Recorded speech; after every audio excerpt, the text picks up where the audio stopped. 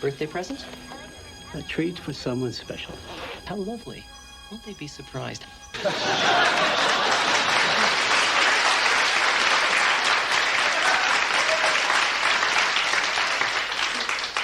You better work.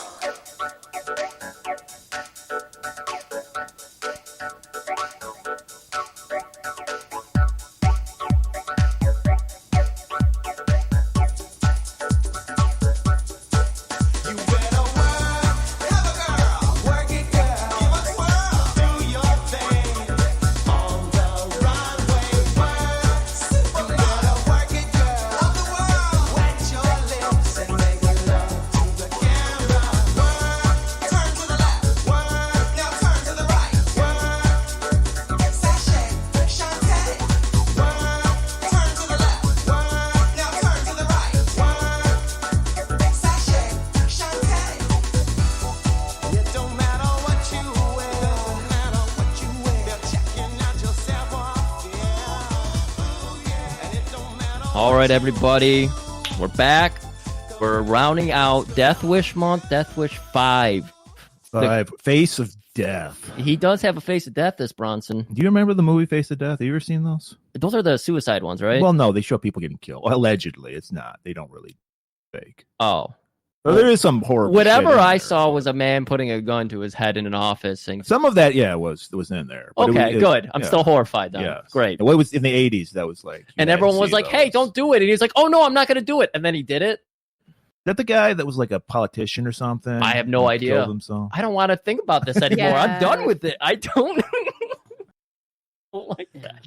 I'm just reminiscing about the 80s and Faces of Death. Come on. Passing tapes of killing themselves. Yeah. So, Griff. Yes.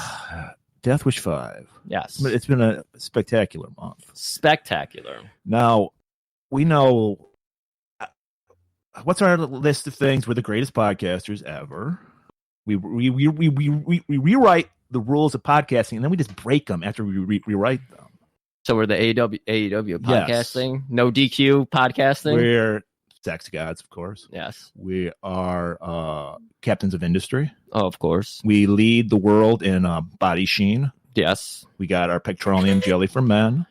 That's we got right. she sheen for women. And of course, Griff, Pediasheen for kids. It's coming out. Because even kids should look sexy. Oh, the twinkle in your eye. You just thought about that. Well, yeah, we're still working on it. It's being. I'm glad we bought that empty factory and we put the Holy Trinity. This was inspired, of course, by Death Wish 5, but it's the Holy Trinity of factories because you have the sweatshop in the basement, and we'll get to the big surprise in the basement in a minute. Biden's helping us out with the sweatshop. He's sending a lot of refugees. And then you got the runway storefront on the ground level, and then on top you have offices, and of course in the basement you have to have a vat of acid. Right. Yeah. But the one area we haven't conquered yet is the world of fashion, Griff. So I had to make a call. I had to call somebody in because we don't know this. We're guys. We don't know this shit. And I got the right person for it. Without further ado, ladies and gentlemen, it's Taffeta V. Hello, boys. How are you? How are Hello. you? Great. Very good. Excellent. So, this one was a fairly punishing movie to watch. hey, watch a Robert Ginty movie, and then you'll know what punishment You'll is. really know. Okay? You know what? You're right. Oh. You're Watch- stand corrected. Watch But White still, Fire. Yeah. It was my least favorite of the things that we have done thus far. Oh, my little dog is barking. I'm sorry. That's all It's right. okay. I'm guessing this is your first Death Wish movie. No, actually, my paternal grandmother was a huge Charles Bronson fan. I've no explanation for it. I just know that it was true, and so I know I saw. I'd have to look up when they were released, but I know that I saw some of them in the theater with her because she loved Charles Bronson. But definitely, it was way before Death Wish 5. He was still, a youngish man. Well, no, he always looked old. He did always kind of look he was old. like Yeah. He was fit as fuck, man. In the When first he was one- 50 in the first one, and he was ripped. Yeah, the first one was like Yeah. 74 or something. Yeah. And Yeah. so this Greatest one, year ever, Griff. yeah, this one is 20 years later. So, yeah, take with that. What Yeah. you No, will. this is. I said it was Yeah, 74. yeah, This is yeah. 94. Yeah. So Yeah, I can't do math. I can do Yeah. that math. So You're a currency guy. 73 I- years what I old really- when they made this movie, and that's Yeah. a little rough to sell me an action star at 73. well, the backstory is okay. This is a Golan project, not a golan-globus project, because they broke up. I'm going. Yeah. So everybody remembers the dueling Lambada movies that they made. Don't you remember those? I do. Lambada, I the do. Forbidden Dance. The Forbidden Dance, and Well, then they just made Lambada, those. I think, right? Oh, I know. Did you ever see Right. the terrific documentary about golan-globus? I'm sure that you have. I mean, it's you boys, of course you have. But Right. Electric Boogaloo, Yes, we've seen that. Fantastic. I have. Yeah, of course you have. Yeah. Yeah. It's really, Yeah. really good. Arguably, that documentary about them is better than many of their movies. I don't know about that. But so I believe Menachem Golan was like, I got to go to the well. I got to do something I can count on. Bronson. And I Right. think that's what happened. That's my guess. Let's- Because That yes, actually feels even really Bronson right. didn't. Yeah, I mean, he didn't even seem like he wanted to be there. He was just like collecting a paycheck, you know. So, Yeah. Even in 4, like he didn't have one-liners. He had one-worders. Wrong. Death. Death. And so in this one, he's just as lazy. Like one of my favorite scenes. Obviously, we'll get more into it later, but he's proposing and he just slaps the ring on the table. There was no fanfare. There was no like a cherry on top replaced with the ring. Nothing. Just here. And Yeah, she's they freaking really out. had no still. chemistry. None. Well, here's the reason why. Every installment, Bronson keeps getting younger. He keeps getting older. They keep getting younger. Yes. So I did Yeah. the math. I looked it up, Griff. Oh, good. Oh, you did math? Or should Yes. should we be worried? Put on some helmets. No, I wrote it down. So this is. Oh, okay. Or I use a calculator. I hope you double checked In them. the first movie, Bronson was 53, and Okay. his love interest was 41, which so Very appropriate. 12-year difference. That's okay. It's At that age too. and then in that era. Yeah. In the second one, he was 61. His love interest was 40. His real life wife, Jill Ireland, 46. That's 15 years. Okay, we're getting a little further. We out went there. 3 years. But they were married in real life, so Yeah, it's yeah. a real thing. But we went 3 years apart. In 3, Bronson is 64. His love interest is 32. 32-year difference. 32 years. Oh, Double. God. Which is. Oh, jeez. And then in my God. 4, Bronson is 66. His love interest is 34. Another 32-year difference. Oh, he's consistent at Yeah. least. He's like, 5 to 2 years. He was. and then in this one, he's 73. His love interest Oh is my God. 40 years old. So he's 33-year difference. So he went one up. One up. But he said no, 35 would look too weird, guys. Don't go Oh, any farther God. than 33. Jeez. Yeah, well, women Weirdo. actually cease to exist after 30. So, I mean, we should be so lucky that she was 40 in this one. That's practically elderly Well, for a movie, right? That's why I'm single, because women disappear after 30. Right. What do you think I feel? I'm older than you. My 51-year-old ass takes exception to that, young man. Well, good. Let's get on the let's agree about something then. Star Trek. Great. You revealed in your notes that you are a Trekkie, but apparently I do have to disagree because you are a next gen Trekkie. Actually, original series and next gen only. But original series, oh yeah, we can go all day about that. In fact, I have Okay. right behind me in a closet here, I have my original series uniform that I used to wear to conventions with an enormous complicated wig and tribbles all over Yes. Yes. Okay. But I got to know about next gen because my experience with next gen was being across the street over at my neighbor's house, and the grandpa would always be over there watching Star Trek, and I was like, what is this? When I grew older, I was like, I got to get into this next gen shit. And that Wesley kid ruined it for me. How did Wesley not ruin it for you? Okay, this is a complicated history, and we are skipping ahead a little bit, but I will give you the lowdown on that. I at the time I did in fact hate Wesley Crusher, like everybody else did. Okay.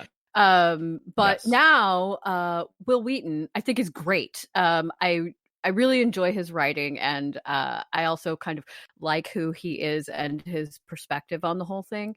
And let's face it, I wasn't mad at Wesley Crusher or at Will Wheaton. I was really pissed at the fucking writers because it was terrible what they were, making him do, and sort of this whole character that they had made for him.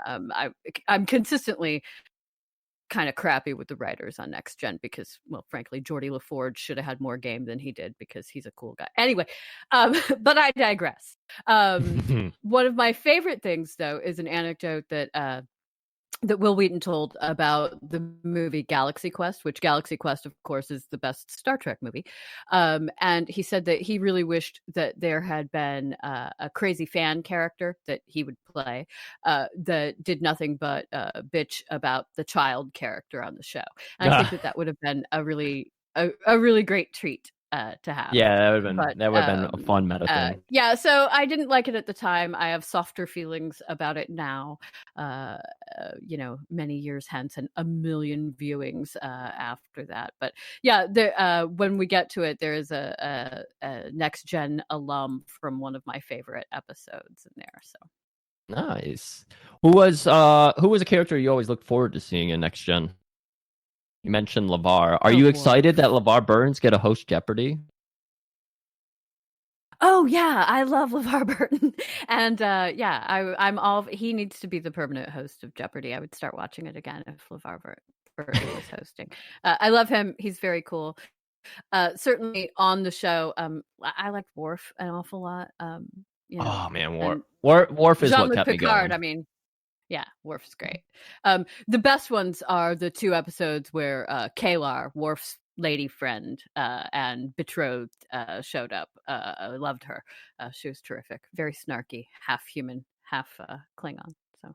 Oh, I kind of remember her. I haven't gone through the whole series. I've just patched in random episodes because over the antenna they have the whole Star Trek block from like 8 p.m. till 3 a.m. or something, and they play each generation of Star Trek for just hours. Oh, wow. So I used to watch that. Okay, yeah. So we're talking a lot about Star Trek and not a lot about Death Wish 5. We're done with Star Trek. Okay, I feel that we should get back on track with Death Wish 5, where are you gonna tell us where we open up on this, and which is why you have me here? I mean, other than the fact that you love me. Oh, no. What we do need to talk to you about is the appreciation, because we'll get to that. We'll get to actually starting the movie in a minute here. This is just our top. We're just kind of doing some exploration at first. So you already brought up, I believe, either way. Yeah, you did a minute ago. Our villain here, who our main villain's was Michael Parks, which is a name I didn't really recognize, but I recognized the face. Right. Using From Dusk Till Dawn. He was in a lot of things if you look at his IMDb. Kill characters in Kill yeah, Bill. Exactly. Yeah. 2 characters in Kill Bill. And I already made one Twin Peaks connection today, but he's Jean Renault. I don't remember. Yeah, he was one of the One-Eyed Jack guys. Yeah. Okay. Yeah. The fat guy died. No, that was Jacques Renault. Yeah, but he died. Let's put it out there. Okay. But yeah, so you didn't think he did a good enough job in this movie, but oh my God, you didn't get to see Death Wish 4. So I gotta say, like, I thought the first half of the movie, what was his name? Tommy O'Shea. Yeah, I thought Tommy was pretty good in the first half. Did you like him at any part of the movie, or is he just meh from the beginning? Meh. If I'm gonna watch an action movie, particularly one that might not be, sort of prestige action, very fancy stuff, the main thing that I really, really, really want is I want a villain who's going to chew the scenery. I want a crazy villain. I want a henchman. John P. Ryan. So yeah, I want Mad Men. I want total insanity from a villain, and I want him to have a crazy henchman. We do have a good crazy henchman in this, which I appreciate. But I just felt like Michael Parks, as much as I love him, was a little sleepy. It was. I like that you came onto the word sleepy. Yeah, because me and Murray were talking about how every time he got into his apartment, he curls up into that couch, kicks his shoes off, and just gets comfortable. Yeah, he was, which is great, but it wasn't crazy enough, I guess. I agree. I want an I want a Looney Tunes villain. John P. Ryan. You need to watch Death Wish 4 then, because John P. Ryan. He was my problem with that. 5 minutes. Yeah, he's barely in it. Yeah, but anyways, now that we have some background on how you feel about Tommy, I think we can go into Trailer Town, and then we'll really get into the weeds of what Tommy did in this movie. All right. So, Griff, boy, what do you do after you've taken on rapists, gang members, and drug dealers? You go to the filthiest, scummiest industry in the world, fashion. So let's hit it with Death Wish 5, Face of Death.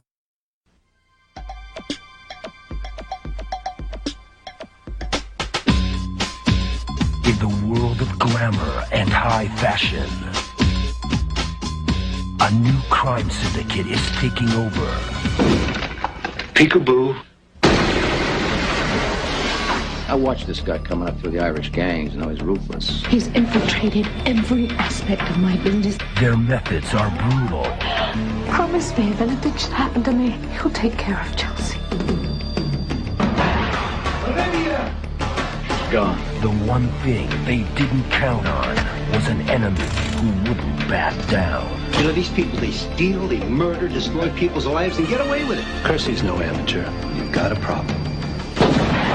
Charles Bronson is back. I'm coming for you, O'Shea. And this time, he's not leaving until his wish is their command. No judge, no jury, no appeal, and no deals. Let the cops take these guys down. Sometimes the law works. And sometimes it doesn't. It's showtime. He's whispering. Where's the girl?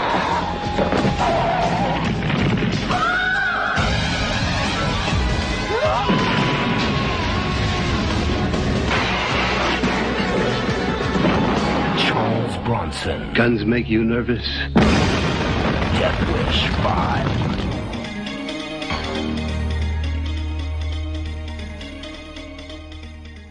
All right, we're opening up. The music is awful. There's no the more. The music was fucking horrible. There's no more Herbie Hancock. There's no more. Music is so bad. It was the most canned fucking. They just bought it from some $5 million soap budget. opera. $5 million budget. Where did it go? Menachem, he didn't have Globus. Globus was the fucking money. It did not go into that. Yeah, that may have been the trick to it. Yeah, the music seemed like not even quite as good as a lot of TV movies. It had a very TV movie vibe. Yeah. I thought it looked really cheap, like a TV movie. Yeah. I agree. Oh. I you know what? As I said it, I was thinking about it. The cannolis. I bet it went into the cannolis. Those cannolis look like shit. All right. They did. The ones that What's-Her-Face made. Yeah, I love a cannoli, but those did not look like good cannolis. I have to concur. Well, she did make them in 30 seconds. Tommy came you're talking home, about he's like, Maxine's? yeah, he's like, make me some. I mean, she had the deep fryer ready, apparently. And everything. Just waiting for Tommy to come home, kick off his shoes. You got to get like the pistachio crumble on there and everything. Look, that Chicky. He gave a performance for the ages with his dying scene. Did he not eat the whole cannoli in one bite? Yeah. Anyways. Ahead. Yeah. All right. We're back in New York. The music. New York. We're back in New York / Toronto because we're really in Toronto. But I love Toronto. Wonderful place. And as we pointed out, Every odd Death Wish takes place in New York. Every even one takes place in LA. Did we point that out, or did Stuart point that out? He probably did. I think Stuart did. Credit Stuart. Stuart, you're credited. So we open right up on a fashion show. Let us know, is this how it really works, Steph? Absolutely not. Kids back there. There's nothing that bore any resemblance to a runway show. It was like, obviously this is not going to be a documentary, right? But this was so preposterous. I was yelling just right off the bat at the screen. It was completely insane. For one thing, when she came out and introduced the fashion show, no, not so much. You might come out and take a bow at the end. And then she also said something about proceeds going to some sort of charity. Okay. That's not how any of this works. That's not how any of this works. A runway show, you don't buy things from the runway show. The runway show is simply the runway show. And so I don't know where the proceeds would be coming from. It also almost looked in the backstage scenes like there were people who were browsing the racks of clothes. Again, not how this works. Yeah. That's not correct at all. So that was all very strange. And but we learned it's a money laundering front. Remember that, right? So somehow they're money laundering. But none of this would not be the place or the way to do that. And while backstage at a fashion show, yes, indeed, very chaotic, lots of boobs. So that boobs part everywhere. of it, lots of boobs. Which great, I'm all for it. I'm a fan. But none of it was even close to being anything like that. And this movie came out in 1994. Okay. Yeah. So just to contextualize, we're talking about sort of the height of the glamazon supermodels, right? This is like Linda Evangelista, Naomi Campbell territory. And those models, look, I'm no fashion model. I am a runty old broad. I'm in no way besmirching these lovely ladies who were in this movie, but they're not passing as runway models. Okay. They're just not. And the clothing is, again, for 1994, it is several years out of date. And they were very clearly trying to do some riffs on Paul Gaultier stuff. That first series of looks that came out that were a little bit strappy, lots of sort of extraneous straps, but so cheaply made that I could see it, on my TV. That is even just a little bit late for that. Jean-Paul Gaultier, which I am very impressed that you knew. But just to contextualize for anybody else, he's a fashion designer and did a lot of things that we associate with early 90s, very strappy looks, early Madonna videos that David Fincher shot. She's wearing a lot of Gaultier. The cone bras are a Gaultier look. And the movie The Cook, the Thief, His Wife, and Her Lover, Helen Mirren wears a lot of Gaultier in that. So they're making a swing for trying to look like that, and they are coming up real short. It's not good. It's so bad. And there are wigs that look like they came from the drugstore at Halloween. They are terrible. And they didn't even bother putting them on well. So it's a bad wig to begin with. And then on top of it, they just sort of plotzed it on top of their head, didn't pin it on or anything. Absolutely terrible. And the shoes made me want to cry. The shoes were so frumpy. They were so shameful. These little 2-inch cone-shaped heel, like matronly shoes, like Nana would wear to church shoes. So horrible. So it was really rough for me right off the bat, because I'm all thinking like, woo, fashion, yay, I'm excited. And then my hopes were dashed immediately because this is, look, I understand that there are budgetary constraints. The costume designer for this film did not have a huge resume or anything. I get it, but we could have tried a little harder. We really could have tried just a little bit harder. Awful. Arguably, the most fashionable person in the entire movie is the lady cop. Yeah. I forget her name. Was it Lisa? I think it might have been Lisa Lisa, might have. or that was the actress's name. Um, But either way, yeah, she was pretty great, and I knew she was doing. It's in my notes, so when we get to that point, Okay. I will call it out. But yeah, the lady cop in all black is the most fashionable broad in the whole thing. It was a colossal disappointment. So that is what this whole thing looked like right off the bat. This fashion show. No, it is not accurate. Well, And you've suntan already pantyhose given. everywhere. Oh my god, the suntan pantyhose under everything. These are fashion models, and they all look like Joyce DeWitt on Three's Company wearing fucking suntan pantyhose under everything. You have already added so much detail and context because let's see, I'm sorry. my exact note for the runway was leather outfits. Mine was just fashion show. Fashion show. That's all I needed to know. I'm sorry. I So- don't mean to go on forever about this, but I do. This feel is why you're strongly- here. Don't worry about it. Okay, We're here okay. to get into the weeds. We need that All right. information. Oh, Everybody, I'm there's telling people ya. out there who are so loving that information, and so we I got hope so, yeah. Paul arrives. Paul arrives to the fashion show because his lovely lady Olivia Regent is the fashion designer. Oh, Right. I had a big old fat question for you about what the fuck Chelsea was wearing there, because it looked like something out of Dragon Ball Z It looked like or Russian. It looked like something Queen Blossom. Latifah would wear in the 80s. That hat. It was a very Blossom kind of a look. Actually, I felt like for a preteen girl there, that funny little hat, little purple hat with the flower, and combining a lot of purple and red, which is rather lurid, but for a preteen girl, that was fairly reasonable, and wouldn't have been crazy out of place. That was fine. Chelsea was okay. The lady cop was okay. Everybody else was a hot fucking Okay. mess. Wow, Chelsea gets a pass. Okay. Yeah.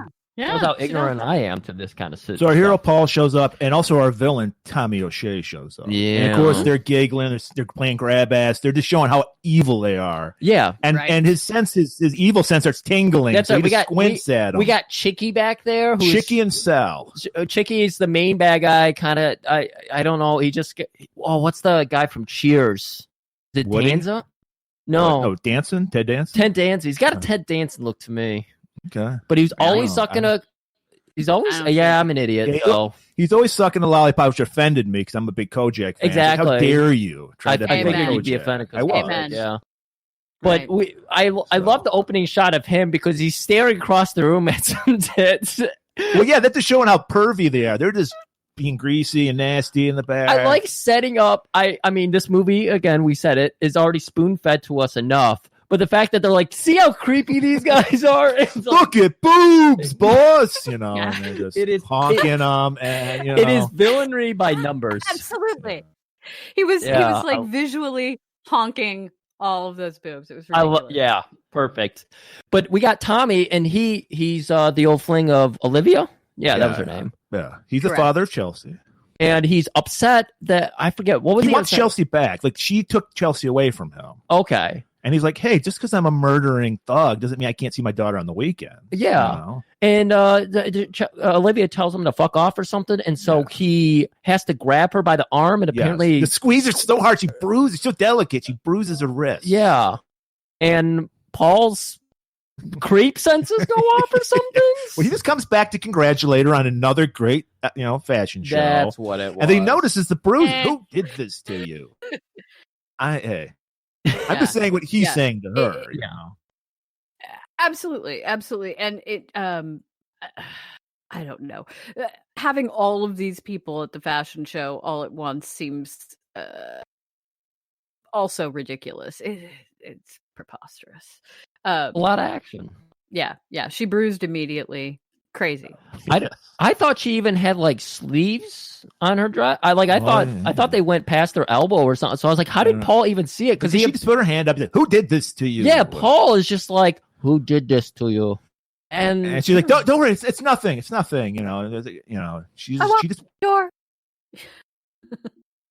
he and somehow gets the information out of her. He's because he says, "Oh, did Tommy do this to you?" And she's just like, "Yeah." He's down in the factory playing with his vat of acid, Right. And that's when the So we movie, cut to the factory, the sweatshop. which is in the same building. This is a great building. I am so sorry, but I have to jump in here as well. Where you would have a runway show and where you would manufacture things, two completely different places. There's absolutely no way that you would have like some sort of venue atop the sweatshop. Okay, so first of all, that's nuts. And then the thing that you've pointed out and that is so glaring and completely bonkers is that in this manufacturing facility for garments, where you see a lot of sewing machines, you see a lot of industrial bolts of fabric, that kind of thing. There's also, for some reason, what looks like a kiddie pool in the center of the floor, completely unrestricted, that is a vat of acid. Now, there's no reason for that in any kind of clothing manufacturer. I don't know what the fuck you'd be doing with that. I assumed it was just you throw like scraps. Yeah. Isn't that? And like thread, you just go throw it in there. Yeah. You know? All the leftovers. No. Yeah. No, that's not how that works. I think Tommy was onto something. I thought this was environmentally sound. Isn't this what we're supposed to do with plastics and stuff? That's very environmentally sound. Yeah, no. Right. So it's bonkers. There's no reason for it whatsoever other than it being the Chekhov's gun of it all. And it got that in. I like that. You know I did. That's right. But I'm a classy broad, right? I went to college. But it's put there, and it's such an obvious bit of foreshadowing. There's no reason for it whatsoever. And on top of it, even if there was a reason for it, like there would have to be some sort of OSHA standards about like an unrestricted. There was a rail acid, around right? it, all right? Was there? It was a rail. It's okay? true. And I think there was a sign. There was a warning, couple of acid. steps, and there was like a little perimeter around it. But there definitely was no railing. It was just a bubbling cauldron of we acid. didn't know what it was, so we had to see. We had somebody to show us. So somebody to throw a mannequin in there. Yeah, and then we get to meet Big Al, Fat also, Albert. no reason for I mannequins in this situation. Zero reason for mannequins to be there in this situation whatsoever. Well, that's There's why. no reason That's for why it. Tommy got rid of it. Tommy I threw think it they out. were just left over from the Twilight Zone episode. For a second, I thought Big Al was Victor Bueno, played King Tut on Batman, but no, he died like years earlier. But he looked like Victor. There Bueno. was a lot of I can see IMDb. that. Yeah. I mean, I already showed my ignorance with the Tony Danza thing, but wait, Ted Danson? Ted No. Danson. Yeah. Wow. See, Christ, I'm face blind and I don't remember names because I don't give a shit about celebrities at all. Anyways, except Tom Hardy and his He's penis. great. Both great.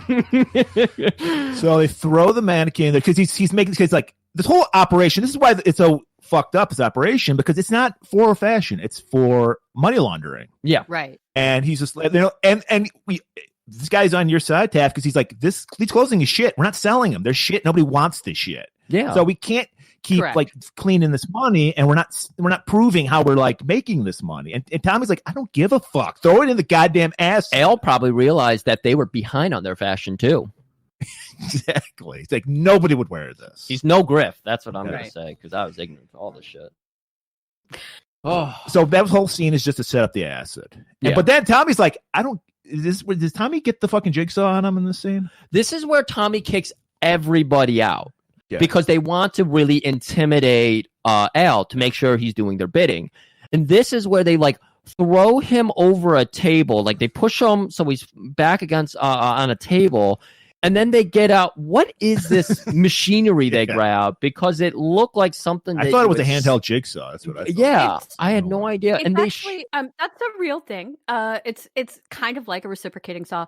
And there are things like that in garment manufacturing. It's so that pattern pieces can be cut from many, many, many layers of fabric. So that is actually not as bonkers as it seems at first blush. It's reasonably legit.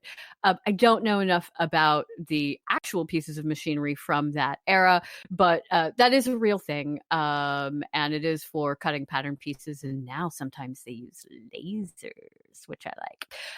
But that's a not unreasonable thing on that large table for cutting things, and you saw patterns in the background. So that I can hang with that a lot more than the vat of acid for no reason. But does this cancel out the atrocity of the vat of acid? Like, you're like, okay, that should be there, but the vat of acid, or is the ledger still on the wrong side because of the mannequins, the sweatshop and runway in the same building? Still on the side of lunacy? None of it should be together. Okay. So, thankfully, we do have one good, just amazing citizen, because he didn't evacuate when Tommy told everyone to leave. Right. Good old Reggie. Bless his heart. He gets involved because Tommy's about to cut some layers of fat off of Fat Al. He gets it in there. Yeah, he gets it in there. Yeah, he's cutting out a nice pattern. And Reggie's like, come on, guys. Yeah. Take it a little too far. Can't we get along? And he's like, and he says something like, stop this shit. And then if you don't say shit, you'll lose 90% of your vocabulary. Great line. And then the guy double whammies with, why don't you go check with the NWACP? What was that? You wrote this in the note. I don't know what that is. That's what Tommy says to him, because he says something about shit. And he's like, you take shit out of your vocabulary, then you'll have 90%. He's basically shaming Reggie. He's being racist, and he's putting him down. Oh, okay. I see. And Reggie, he's quick to the spit. So he spits out, and I thought Reggie was fucked. After you spit, and there's some hard R's thrown around and everything. That's the kind of villain Tommy is in this movie. They're letting us know how rough Tommy. We want to see if Tommy died. Yeah, he's using all the bad R words in this movie. Uses a lot of them. But this is just happens to be when doors fly open. Olivia and Paul walk in. Crikey, what was his name? Mikey? With the soccer guy. Chicky. What? I hate this name. I got to write it down so I can remember this, because I hate this man. Well, I wrote it down a million times. Chicky immediately pulls a gun on Paul, and you would expect an 80-year-old man to put on his glasses and figure out what was being pointed at him. But he knows the ruffle of a gun. He just we saw a little ruffle in his pants. We've learned that throughout this series, Paul Kersey, the Charles Bronson character, he gets off on guns. Yeah, he can't get an erection unless he's killing somebody. Viagra doesn't work. Murder works for him. So his inspiration through the previous Death Wish. If you decided to go back and watch the other Death Wish do it. movies, there's a scene every movie. They just zoom in on his crotch, and we just see a little ruffle, like a little rustle. Yeah, and we're like, gonna kill. And within the first, like when you're blending the first and second act, there's always like, I got to elude my girlfriend or wife to go murder somebody, and then when he comes back, he's like, "Baby, are you ready to do it?" Ew. I'm sorry, but that's the Death Wish movies. That's it, right there. Ew, so much ew. Just imagine like that a great American. Paul just says, he does the whole rap. What's the lines he does, Grove? Well, I was about to call him Crikey again. Chicky. Crikey, motherfucker. Chicky is just like, oh, do guns make you nervous? And he goes, no, idiots with guns make me nervous. Exactly. Like a proud American. It's like, guns are great. Yeah. Idiots with guns. Guns have bad. their purpose. That's what it was. Yeah. Guns have their purpose. And it's looking like he's about to get shot because he's got a smart mouth. We saw what happened to Reg. Well, he just scantered away. Well, we saw what happened to Al. He's the one who got fucked up. Al got fucked up, yeah. But Chelsea throws the doors open now and just like, what's going on in here? So everything stops. So Tommy's not that bad. He's not going to murder anybody. He will have sex with a woman while his daughter's right out the door. What? But he won't murder. Well, I got a lot to wonder about. Yeah. That scene, that's another one. That's what I appreciate about this movie. It's bad, but there's a lot of scenes that deserve conversation. And we see that Chelsea automatically sides with Paul. She's like, doesn't care about her father at all. Like, this is my father. Well, she notices there's blood on Tommy's suit, or dad's suit. And so her dad actually pays attention to it. What's with his glasses too? What were those glasses? Gorilla Monsoon glasses. Gorilla Monsoon. Fucking like they were like for dyslexic people. The colored glasses. But yeah, he's trying to hide the blood all over his jacket. And they after Chelsea interrupts everything, they're just like, we'll go our separate ways here. Walk out, and Chelsea goes over and points out the giant, fabric piece cutter thing. Well, we learned Olivia finally goes, look, Paul, he's involved with all my business. I can't get him out of my life because he funded the business. And so we learned it's a lot more difficult than we thought. It's not just like, get out of here, Tommy. She can't have her business without Tommy being involved. So Paul, he does the right thing first. He's like, I'm going to go to the law. I'm going to try the law. I've tried 4 movies before, and it never worked. I'm going to do it. He doesn't just go to a local policeman though. No. He goes to the tippy top. He goes to the DA. Yeah. Right. Well, he's got his friends with the DA. Yeah. I last saw this guy in Frasier. I've seen him in a lot of stuff. So he shows up with okay, that's where I have to jump in here with my big nerd alert thing, who the DA is. So for any Star Trek Next Gen fans that are listening, the DA in this is don't laugh at me, is portrayed by an actor named Saul Rubinek. And he was on a season 3 episode of Next Generation called The Most Toys, which fans of the show will recognize as the one where Data's death is faked and he is kidnapped by sort of a space criminal and is going to be sold to the highest bidder. But that plan is thwarted eventually. But anyway, I immediately recognized him from that. I was like, oh my God, that guy's on Star Trek. One episode of the 3rd season. That's the level of nerdity that I'm bringing to the table here. He's just another one where he, when you look at his IMDb page, he's in everything. Right. Yeah. So it's him. A working man. Him and Detective Hector Vasquez. Yeah. And I know something's up with this guy. He's constantly wringing his hands. His eyes are darting back and forth. He's like, totally, we're spoon-fed. We're getting spoon-fed everything in this movie. I mean, this is also the trope in all but one Death Wish movie, is that there's 2 cops and one of them is shady. Yeah, one is a cold all the time. So. And yeah, of course, one is cold. And he shows up and like, Paul, and then he's like, Stewart. I'm Paul Stewart, the professor of architecture. Wank. And he's like, oh yeah, we did that whole witness protection thing with you. You can witness because I'm assuming we're going over from the last movie. He killed a whole bunch of people, and they're like, we're going to protect you. I don't know. Well, we learn in every movie, every Death Wish, that the police appreciate the fuck out of him. Right. The only ones who don't are the sleazy cops.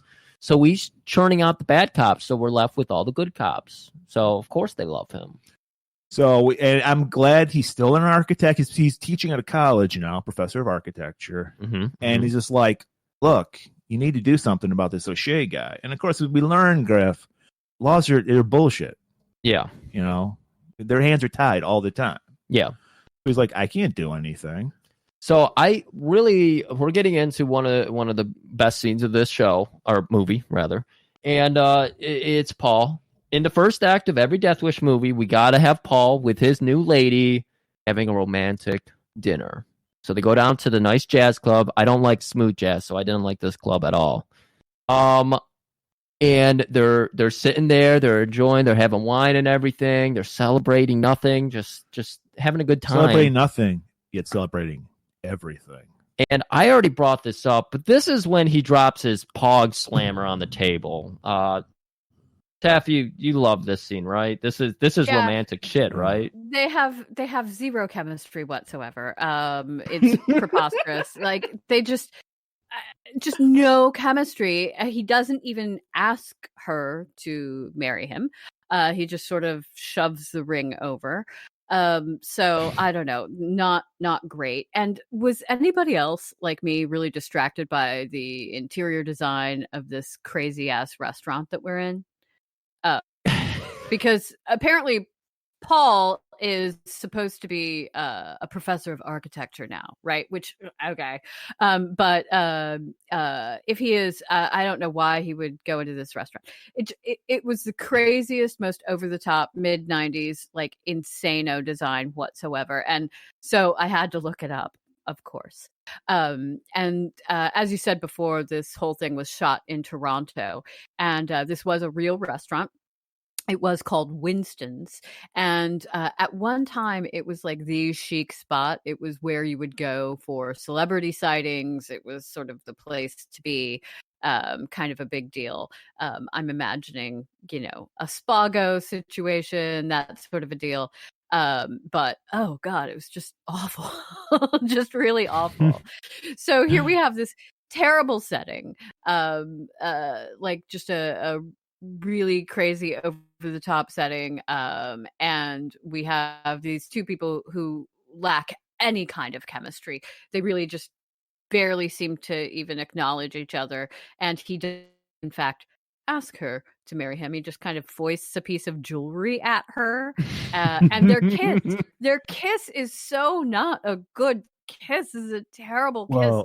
This is, oh, Jesus. There's a reason why his love interest was almost always Jill Ireland, because he does have no chemistry with any other woman. He had to have his real life wife play opposite him in like almost all of his movies. Okay. Oh, okay. Yeah. Okay. Good. So, good catch. and a little trivia for you. The reason why her character is the only woman who doesn't get killed in the Death Wish series is because it's his wife. He's not going to let his wife in real life get raped or murdered. Yeah. So even he realized Chivalry's this is distasteful. Don't do this. Yeah. Well, you forgot to point out she's ecstatic. She's like, finally, I'm going to lock this prize down. Does that mean it's a yes? That mean it's a yes? And he just gives her a little peck on the cheek. Really good. Yeah. And then like Tommy's got to like piss on the parade. He shows up. Yeah, he shows up. His whole entourage, they're laughing, they're knocking shit over, because they're like in the mob, so they do whatever they want. And then in the background, we see this very beautiful woman. Like she's lit very dark. You can't really see the face, but you're like, that woman's sexy as fuck. I can tell that's a San Franciscan woman. Yes. San Francisco treat. And she just goes off. We're like, but we notice because once again, we're being spoon-fed everything. So we're like, that person must mean something. All I could think about, because this is becoming such an issue in some of the southern states, about we can't let, I just don't even want to talk about it. It's too much of a lightning rod. Yes, okay. But what we all saw in this... I'm going to go into it anyway. You don't have to really... No. It's because it's not that. It's just a crazy henchman situation. It's not anything more than that. He's just using this particular ruse to get at the lady. It's not a whole bigger issue. We're not getting into anything that's like a Dress to Kill or a Eyes of Laura Mars situation. This is very much just it's getting the job done. There's a little illusion later on that we'll get into that this might be his kink too, but we'll get into that later. That's a good point. Oh, I didn't even think about that. You know what? You're right.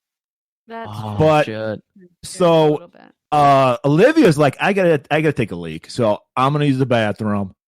She's just like, oh my God, I got this guy, I got him. But now she's worried about she got to look good for him, She's just locked down Charles Bronson for the wispy mustache, everything. The leathery face that is puffed out so far and collapsing on itself. He barely had eyes in this movie because his face is so puffy now.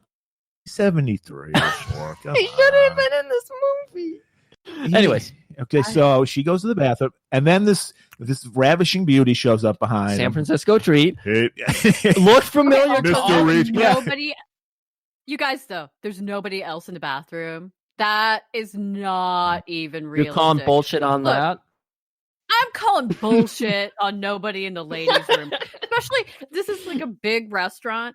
There's going to be people in the ladies' room because it's a fancy jazz club. How it is.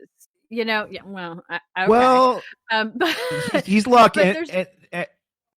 And also a lock on the door in the ladies' room, like of the main door. Well, he did. That's the thing. He did lock the door to make sure no one came in.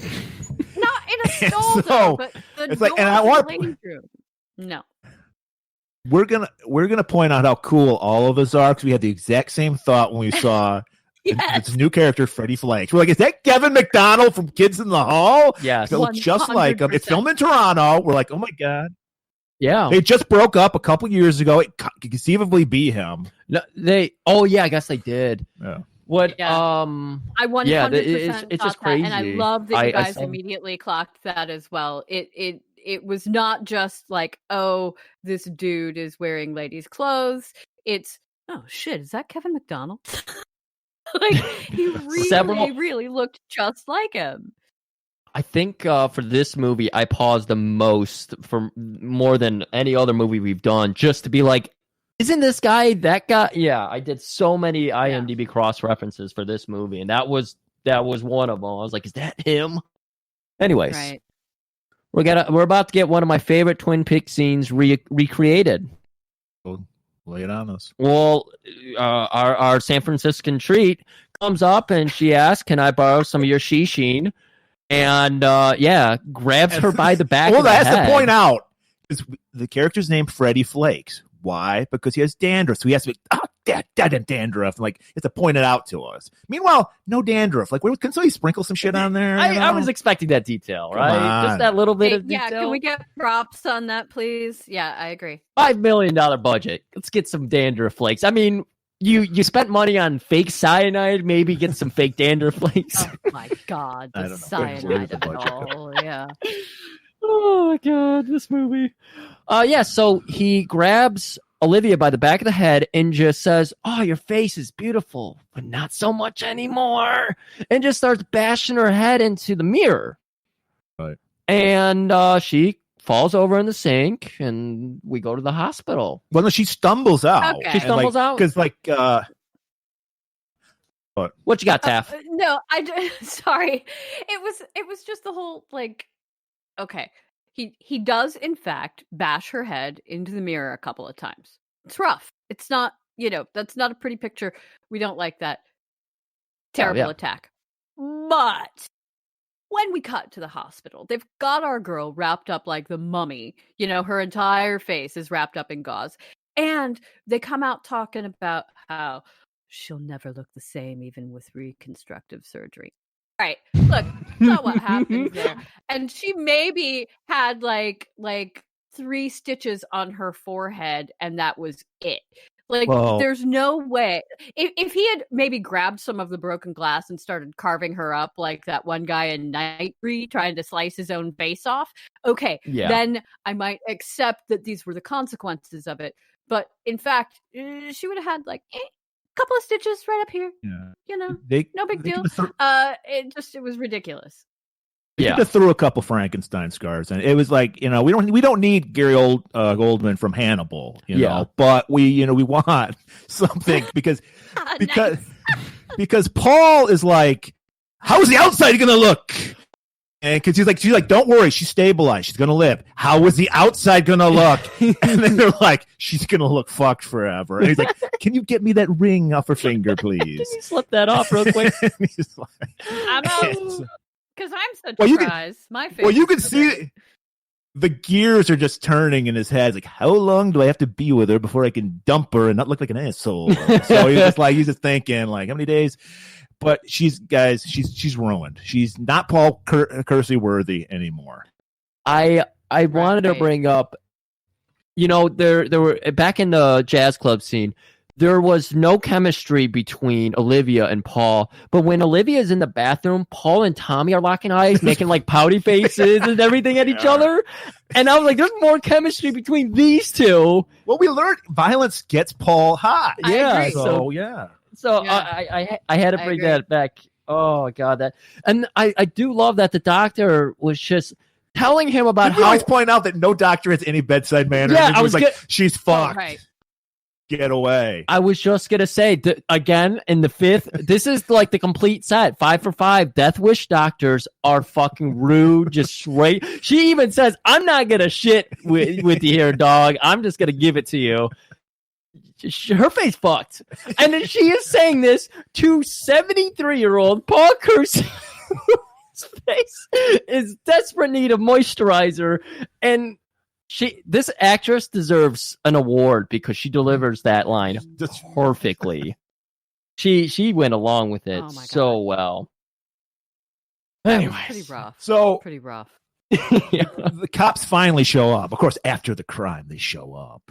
Yeah. And this is where we get the old hardened cop and the sexy Asian sidekick. When Freddie bashed her face in, he told her, like, you won't be testifying now, will you? Right. And these cops that show up, though, not the crusty old cop, but the hot younger Asian lady cop. She is, without question, the most fashionable person in the entire film. And she's just there, like, in a black turtleneck and her, shoulder holster or whatever you call those, and she's infinitely more model worthy and more fashionable than any of the other characters, including every single one of the fashion models and the designer herself. Sorry, I had to get that in there. I think I don't want to spoil it, but we need to leave some room for the runway show later. But for streetwear, she's definitely on top. So the DA shows up too, and Vasquez and Paul. And Paul's like, they go, hey, it was Freddie Flakes. We know it's that guy, but our hands are tied. We can't do anything. Because we're cops. We're useless. Yeah. This actually is a Mickey character in the movie, so I'm not too far off, but I will not refer to Chariri or whatever I was saying earlier. So many bad C names that are coming out of my mouth. But we finally get to meet the detective and the lieutenant. Yeah, right. And we learned Tommy O'Shea came up through the Irish mob. Even worse, Irish people. Ugh. So and yet they hang out in an Italian. And he restaurant. hires, what's that? Like, he doesn't hire his own people because all his guys' underlings are fucking Italian. Yeah, what's up with that? They even have an Italian front. Yeah, I don't like that. Tommy. That's really interesting that they were just like mobs and Italians. They go. Well, they do it the best, and they make good cannolis. But he came up from the Irish street gangs, and now he's just they were shit. He's running everything. Well, that's why the restaurant was so bad. Like, remember, she was like going to go out of business. Yeah, she was going out of business, and never mind. We'll get there. Oh my god, there's too much to talk about. Basically, like every fucking Death Wish movie, our hands are tied. We can't do anything. Maybe you need to do anything. You need to do something. Yeah, wink. Strong wink. Yeah. So they give him the name Friday. So now Paul's got a name in his mind that he needs to go for. He already knows about Tommy, and he's going to be starting to do his. He also knows about Chicky. Yes, Chicky. He's going to start gathering evidence on everybody. Classic starting in Death Wish 4, where he's going around and scoping. Yeah, but he's a pro now. Remember in the first movie, he could barely hit a guy with a softball cord. Right. Yeah. And so he goes home. And he immediately he's hearing all the conversations with Olivia just playing through his head. Because remember, we're idiots, so we have to have it like played over again what we just saw 5 minutes ago. This is the same Death Wish movie. We're doing the same Death Wish plot, and they're still reminding us, remember, Olivia got hurt, and he's upset about it. Right. He goes to his like everybody, he has a safe behind a painting. He opens it up, but instead of money, he's got a sweet gun. Yeah, and he's just rubbing it against his crotch. He's like getting into it, spinning the chambers and everything, just hearing it click. It's so satisfying. He's oiling it, and he's just like, I feel like I'm at home again. Yeah. So we know Paul is back. All right, and we go back to the factory to meet one of the greatest characters in this movie, Reg. We're going to see Reggie again, Murray, and they beat him up the other night. And now they're back to finish off the job. Because Reggie. I also want to point out, we did learn also with the cops that they were like, there must be a leak somewhere. How did they know that Olivia was going to, testify? Yeah. So that's important. We got to put that tidbit in there. Yeah. Right. And so now we're going back to the factory. We got Reggie again working the midnight shift, and only guy working there. The only guy, absolutely. And so, of course, Tommy's going to come in with all of his guys. Yeah. This whole thing is just, why is Reggie working there alone? But it's just for him to get murdered. So they come in and they're messing with him again, and they're trying to ratted somebody out or something. I don't even know what information they were trying to get. Well, he didn't have any. Yeah, but what information would they get? I don't know. Because maybe he was going to testify. I don't know. Maybe they were just getting paranoid because he'd seen a lot of shit. He'd seen them almost kill Al. That's true. Maybe that had to be it. That had to be it. Why are we even getting this scene?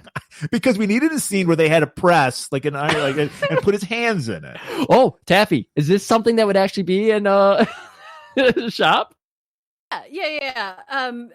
It's not unlike what you would see at a dry cleaners. It is a press, and that is reasonable to have in that environment. Yeah. Not the mannequins, though. The mannequins have no business being there and make absolutely no sense. The vat of acid makes no sense. But yeah, that press is actually fine. And honestly, the only thing that I could see that was incorrect about that is when they shove him in there. He would have been burned way more badly, way worse, immediately. I think they put his hand in first before they put his face in. When you pull out and look at it, he should have been blistered immediately and badly burned. And with the face thing, you're not just walking away from that because, Jesus, those things are crazy hot. And the steam on them is really just it's bonkers, and there's no way he would have walked away from that. So yeah, kind of weird. But that's legit to have been there. I'm thinking that I don't know who pitched the movie, if it was Golan or it was Golan. It was Golan. I don't know if he just walked through a sweatshop or something. It was just like, I can imagine so many murders happening in here, and a vat of acid over here.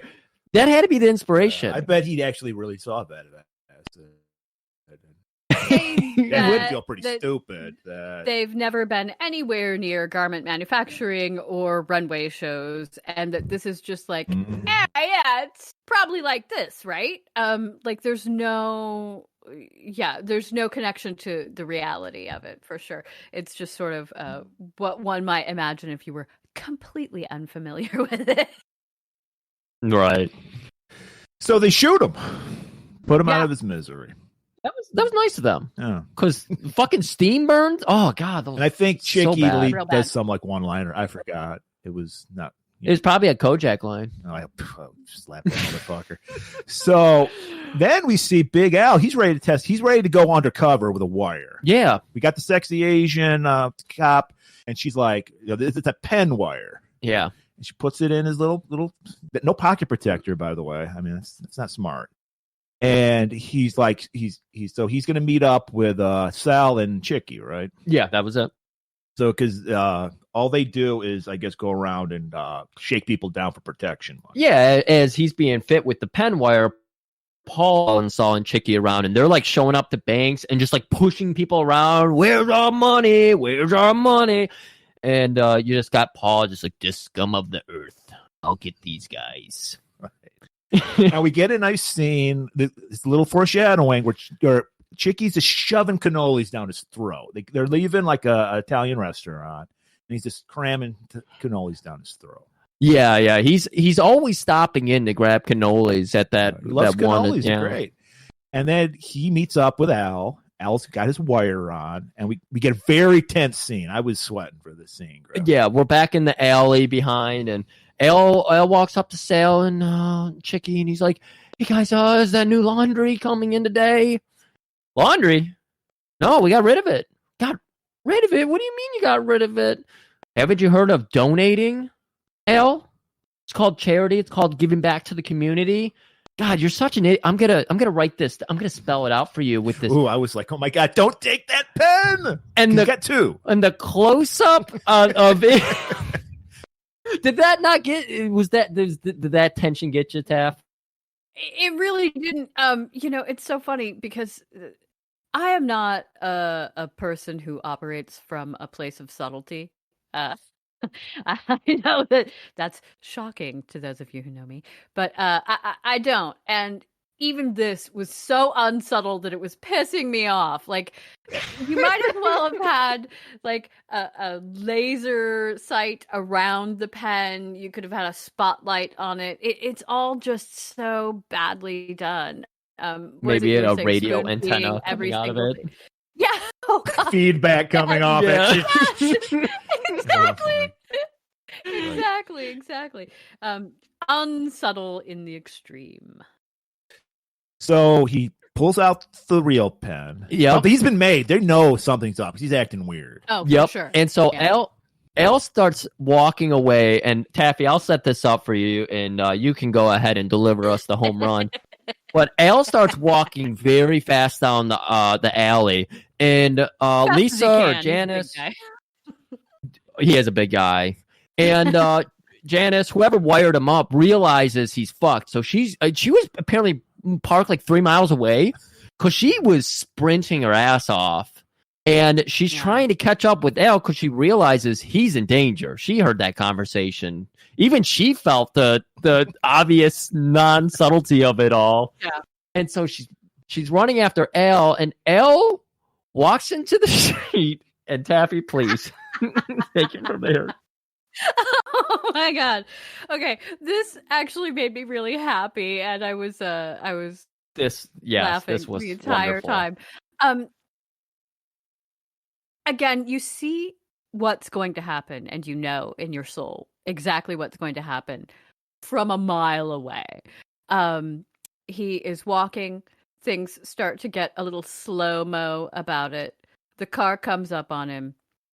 He is hit by the car. Okay, well, we expected that. Mm-hmm. But this big, giant moose of a man is thrown by this car through, like, over a sidewalk and through a plate glass window into, was it a restaurant, I think, or a shop? Anyway, through this giant window, and we get to see all of it happen in slow motion, and it is great. Now, I will say this. I am legitimately and unironically a huge fan of good old-fashioned stuntman-ass stunts. Yes. I like seeing people fall from buildings. I want to see them on fire, walking around. I love a big bar fight kind of a thing. I want people going through windows. I love stuntman-ass stunts. And so this was really a lot of fun to see, because we get the whole old-fashioned stuntman deal there. Nothing CGI about it, just a big guy going through a giant window. And it was really, really, really fun. And it was in slow motion, maybe too. The thing, so much slow motion. Yeah, it was very much slowed down, so you could really take it in. Did you think it was a little overkill when the doves went flying out there? I thought that was a little overkill. I mean, get the John Woo touch. John Woo! Yeah. I just love that physics suspended for that moment because he gets hit in the waist and he turns and pops out it was so amazing. Griff, if you saw Faces of Death, you know that can happen. That actually happened in Faces of Death. God damn it, shut up with your Faces of Death. Gravity doesn't work that way. Like momentum, physics, that kind of thing. None of it works like that. And yet I loved seeing it happen. The world would be a better place if it did. And so just as all of this is happening, it is Lisa. She's rounding the corner just to see it happen. She gets out in front of the car that is hit Elle, and we've identified that it is Fred driving the car. We can tell because the wig's falling off his head.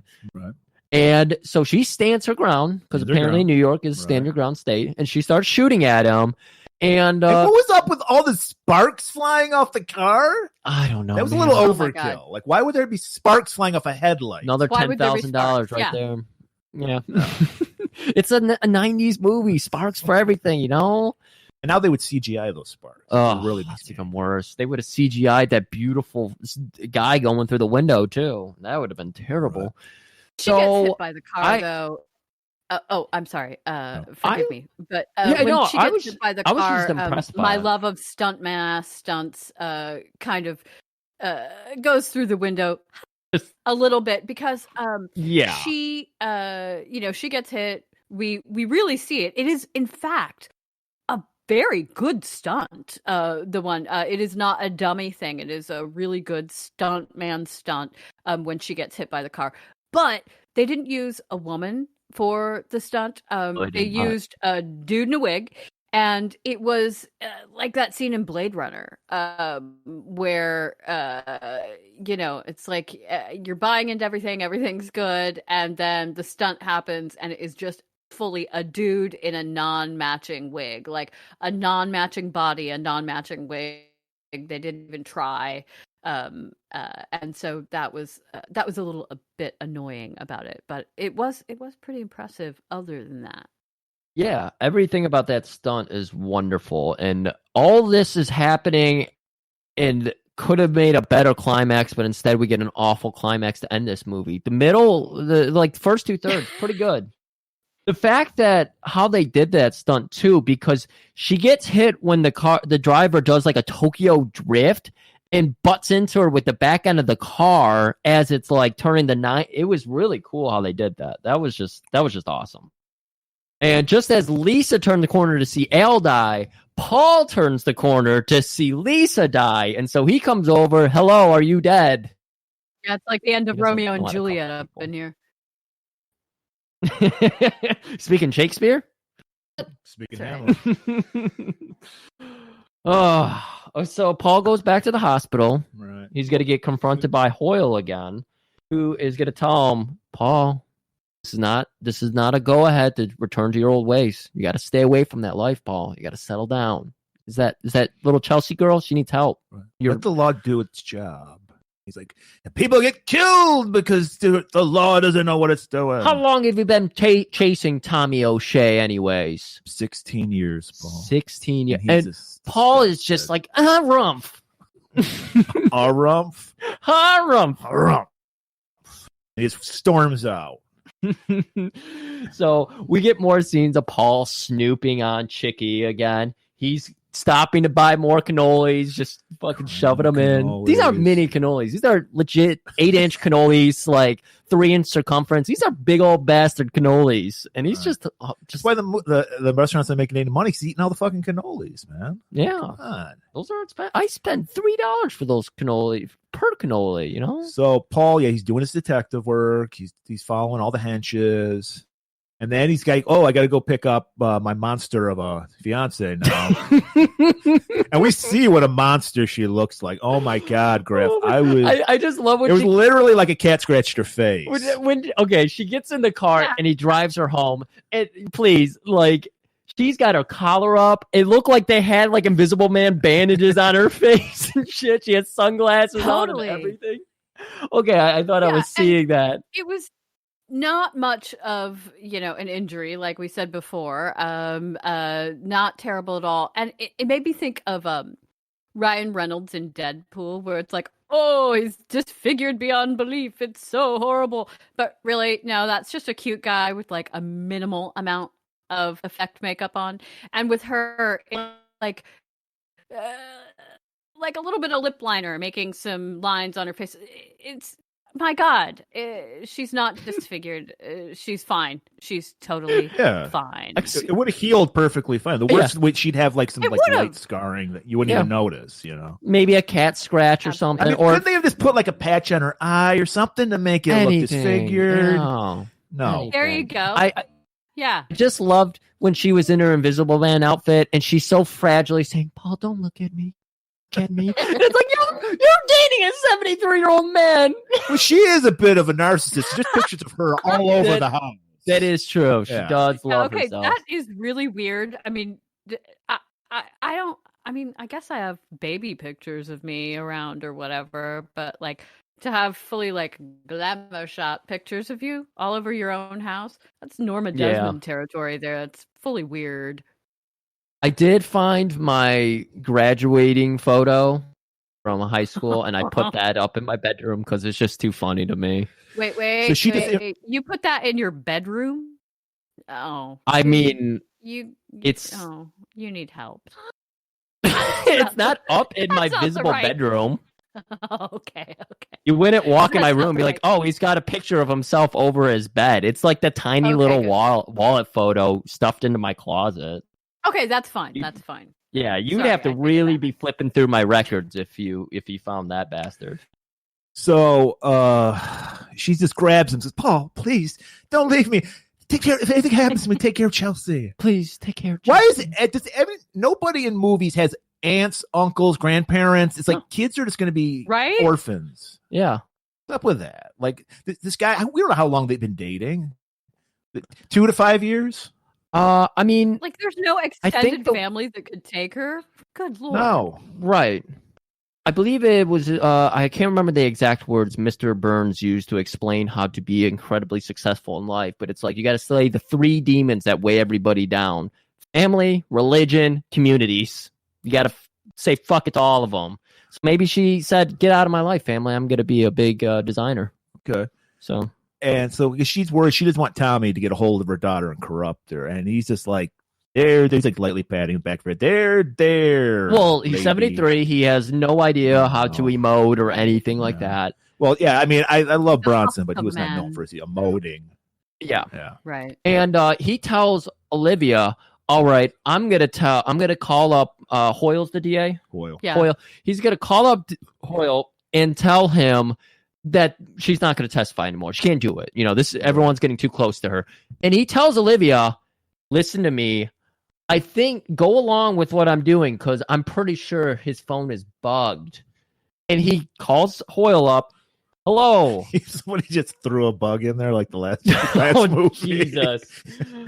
It's even worse than that, actually. We see what's going on, and it's even worse than that. Vasquez is over at Hoyle's. Yeah. And he's just looking furtively everywhere. And, you know, and the wife is just like, Vasquez. First of all, Vasquez is an ugly motherfucker, and he's like, "I got a friend for you." Oh, don't hook me up. You're going too far. You're going too far. They're at the office. Oh, they're at the office. Yeah. Okay. And he calls him up, tells him Olivia won't be testifying. And, you know, afterwards, Olivia's like, "Why did you do that? Of course, I'm still going to testify." And he's like, "The phone is bugged." Oh yeah, but Vasquez is like listening. He's like in the, like outside. Okay. Yeah. Every time we hang up the phone in between these conversations, you hear that there's a click, and then Hoyle sits there dumbfounded on the phone. He does this 4 times in the movie where he's sitting there like, why is he quitting on me? And then he hears a second click. In this scene, he's like, he looks to his side like, that was weird. There was 2 clicks, and then he finally hangs up the phone. Before we can really let that set in, as if we didn't figure out what might have been happening there, since Bronson explained it to us, and then Hoyle sold it for us as well, like really beating us over the head. We go back to Chicky. He's in an alley. He's beating a woman in a fur coat, asking where his money is. Yeah, that's all they do. Oh, and so Paul, of course, is snooping on him. That's how we're seeing it. And finally, Paul heads over to inform Hoyle and Vasquez, and this is, in fact, when they're at the house, and they got the little rascal up there. He's drinking the nice 2%, or excuse me, the skim milk, the non-fat, milk. That's for you, Joe. And Vasquez. It's like the wife's always trying to hook Vasquez up with some of her friends, and he's like, I don't know, you know. Yeah, and he's like, no prize. All the girls you send my way, And then the doorbell ring. Oh, go ahead. I'm sorry. I just, in reflecting on this scene in the kitchen, this lovely little bit of domesticity, it occurred to me, what the fuck? Because that was a nice ass house. This is a beautiful kitchen. This is a big house. It's really gorgeous. Do DAs make that much money? I think the fuck not. What exactly is happening here? Did she come from money? Maybe I don't know. Yeah, I don't know how we justify it, but it's way too nice of a pad for this DA. Those granite countertops and shit. I don't know. I don't buy it. Were they granite or were they cement? Yeah, well, that's the thing. It's a red herring. We're thinking, is the DA the one that's like talking to Tommy? See, maybe that's why. Yeah. Actually being subtle for a change. And when the doorbell rings, Vasquez like, you son of a bitch, if you try to hook me up with another one of your slut friends, just using all this potty mouth in front of the skim milk drinking child, you shouldn't be talking like that. And Hoyle excuses himself very kindly. You see, I thought the kitchen was cool. I didn't like the house. It just looked like a McMansion to me. And but still he goes over to DA answer. stuff. Hey, if you're, I guess they're kind of like lawyers, and lawyers make money, right? Well, they are lawyers. Yeah. I'm going with the wife comes from money. Yeah, okay. That's my backstory. Okay. The kid had a rich kid's bowl cut, too, so that's how you knew money. So, it's Paul at the door. And Paul, he's got his leather on, the collar popped. He's ready to roll. He's like, hey, Olivia is going to testify. I just wanted to tell you, Olivia will testify. Olivia? I wish he could wink, but you see the folds in his face. I can't wink because you can barely see his eyes already. And then he's like, Coyle's like, yes. He's like, well, I will get security. Don't worry about it. He rushes up to the desk. Stop with my wife's horror friends. We got to Olivia's going to testify. We need to send McDonald to go watch her. And he's just like, interesting. I can do that for you. So we're like, oh, something's up. And again, this is where he goes back to Olivia, back at Olivia's house. And she is still just staring into the mirror, like just depressed at her little scratches. And she's like, I'm a monster. How can this man love me?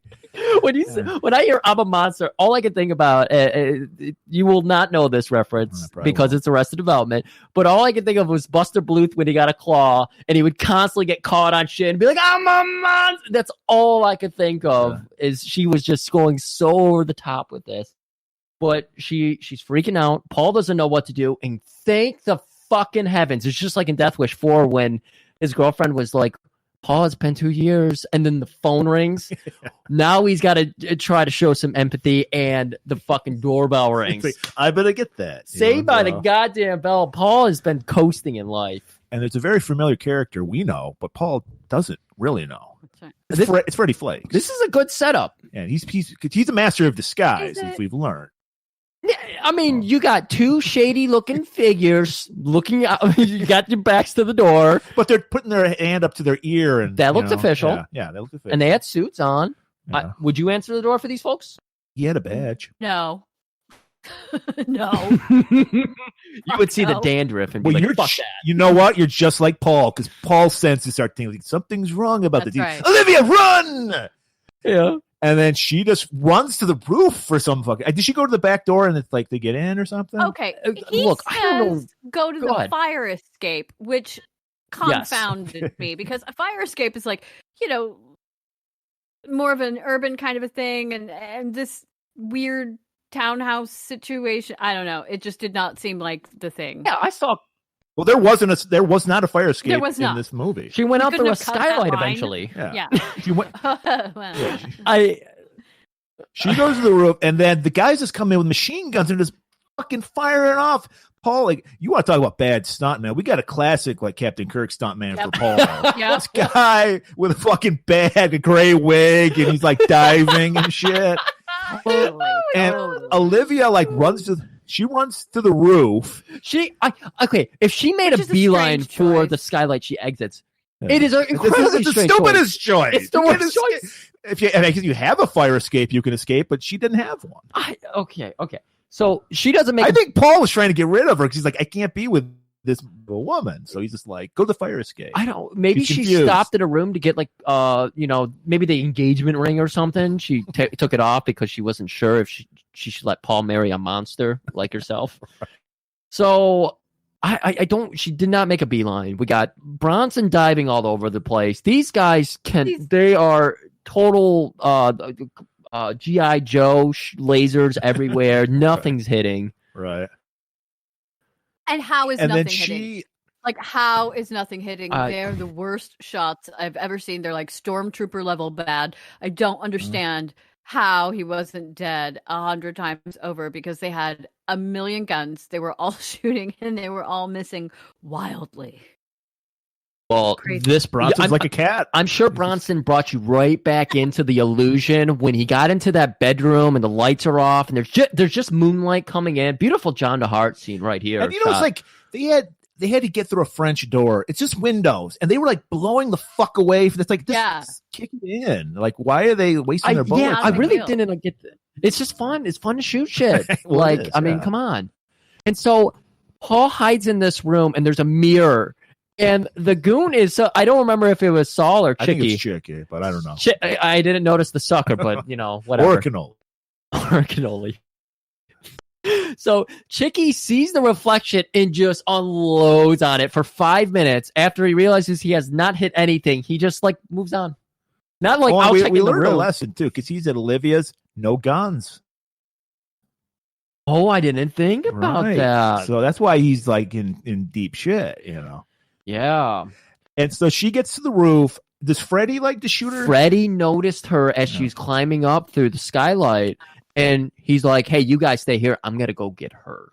And so Freddy gets up there. Olivia got her slow motion running. What's that? Oh, I just said that Freddy was taking the initiative there.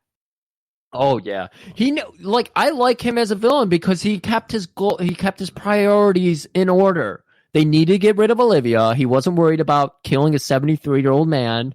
Should have been. He should have been, apparently, but he went after the target. So I good job, Freddy. And he hits her, and she falls off the roof and thud right on. And Paul is right next to the window, sees it. Yeah, again, he was in that room with the mirror that just got shot. The guy was like, he can't possibly be in that room. That was a mirror. He's got to be somewhere else. This man is a magician. David Copperfield. Right. So, yeah, the thud happens. It's a midnight thud right outside on the balcony. Good callback. And Paul goes over to check on her, and I don't even remember if she gets parting words. I don't think she does. Yeah, I think she just dies. Maybe like, don't forget to put the milk in the fridge. And then somehow he winds up on the roof himself. Well, it was the balcony, and then there was like a step down, and then he jumped again. I don't know. A lot of odd architecture in this movie. Hey, I don't know what to tell you. Anyway, he just does a swan dive off of the roof. Well, they finally figured out where he was. And thankfully, we're in New York, which is just a filthy hellhole. So there's trash everywhere. He lands on homeless people, trash, rats. Just lands on a homeless person. Don't worry. And then the cops finally show up. I guess because they were just shooting off a million bullets. The cops show up. Freddy and Sal and Chicky get away. Yeah. Cops finally show up. Then is there another like, where were you? No. Paul just skitters into the alleys with the homeless people or something. And the next day we come to, it's the morning. Paul's back at his house. And we get a scene where we see O'Shea skates. Like, he was arrested, but they had nothing on him again. So really? Yeah. So he just walks out of like the police station, like laughing. We're about to get that because we're. Oh, excuse me. I had a burp in that silence. It worked out. So as should have pointed it out. So as we're seeing the exterior, and now Paul's house has all kinds of security in front of it. And we're hearing the TV being played, and you hear Tommy O'Shea leaving, some court case or something, and that's what we're hearing about. Is this where Bronson's jogging? No, not yet. Okay.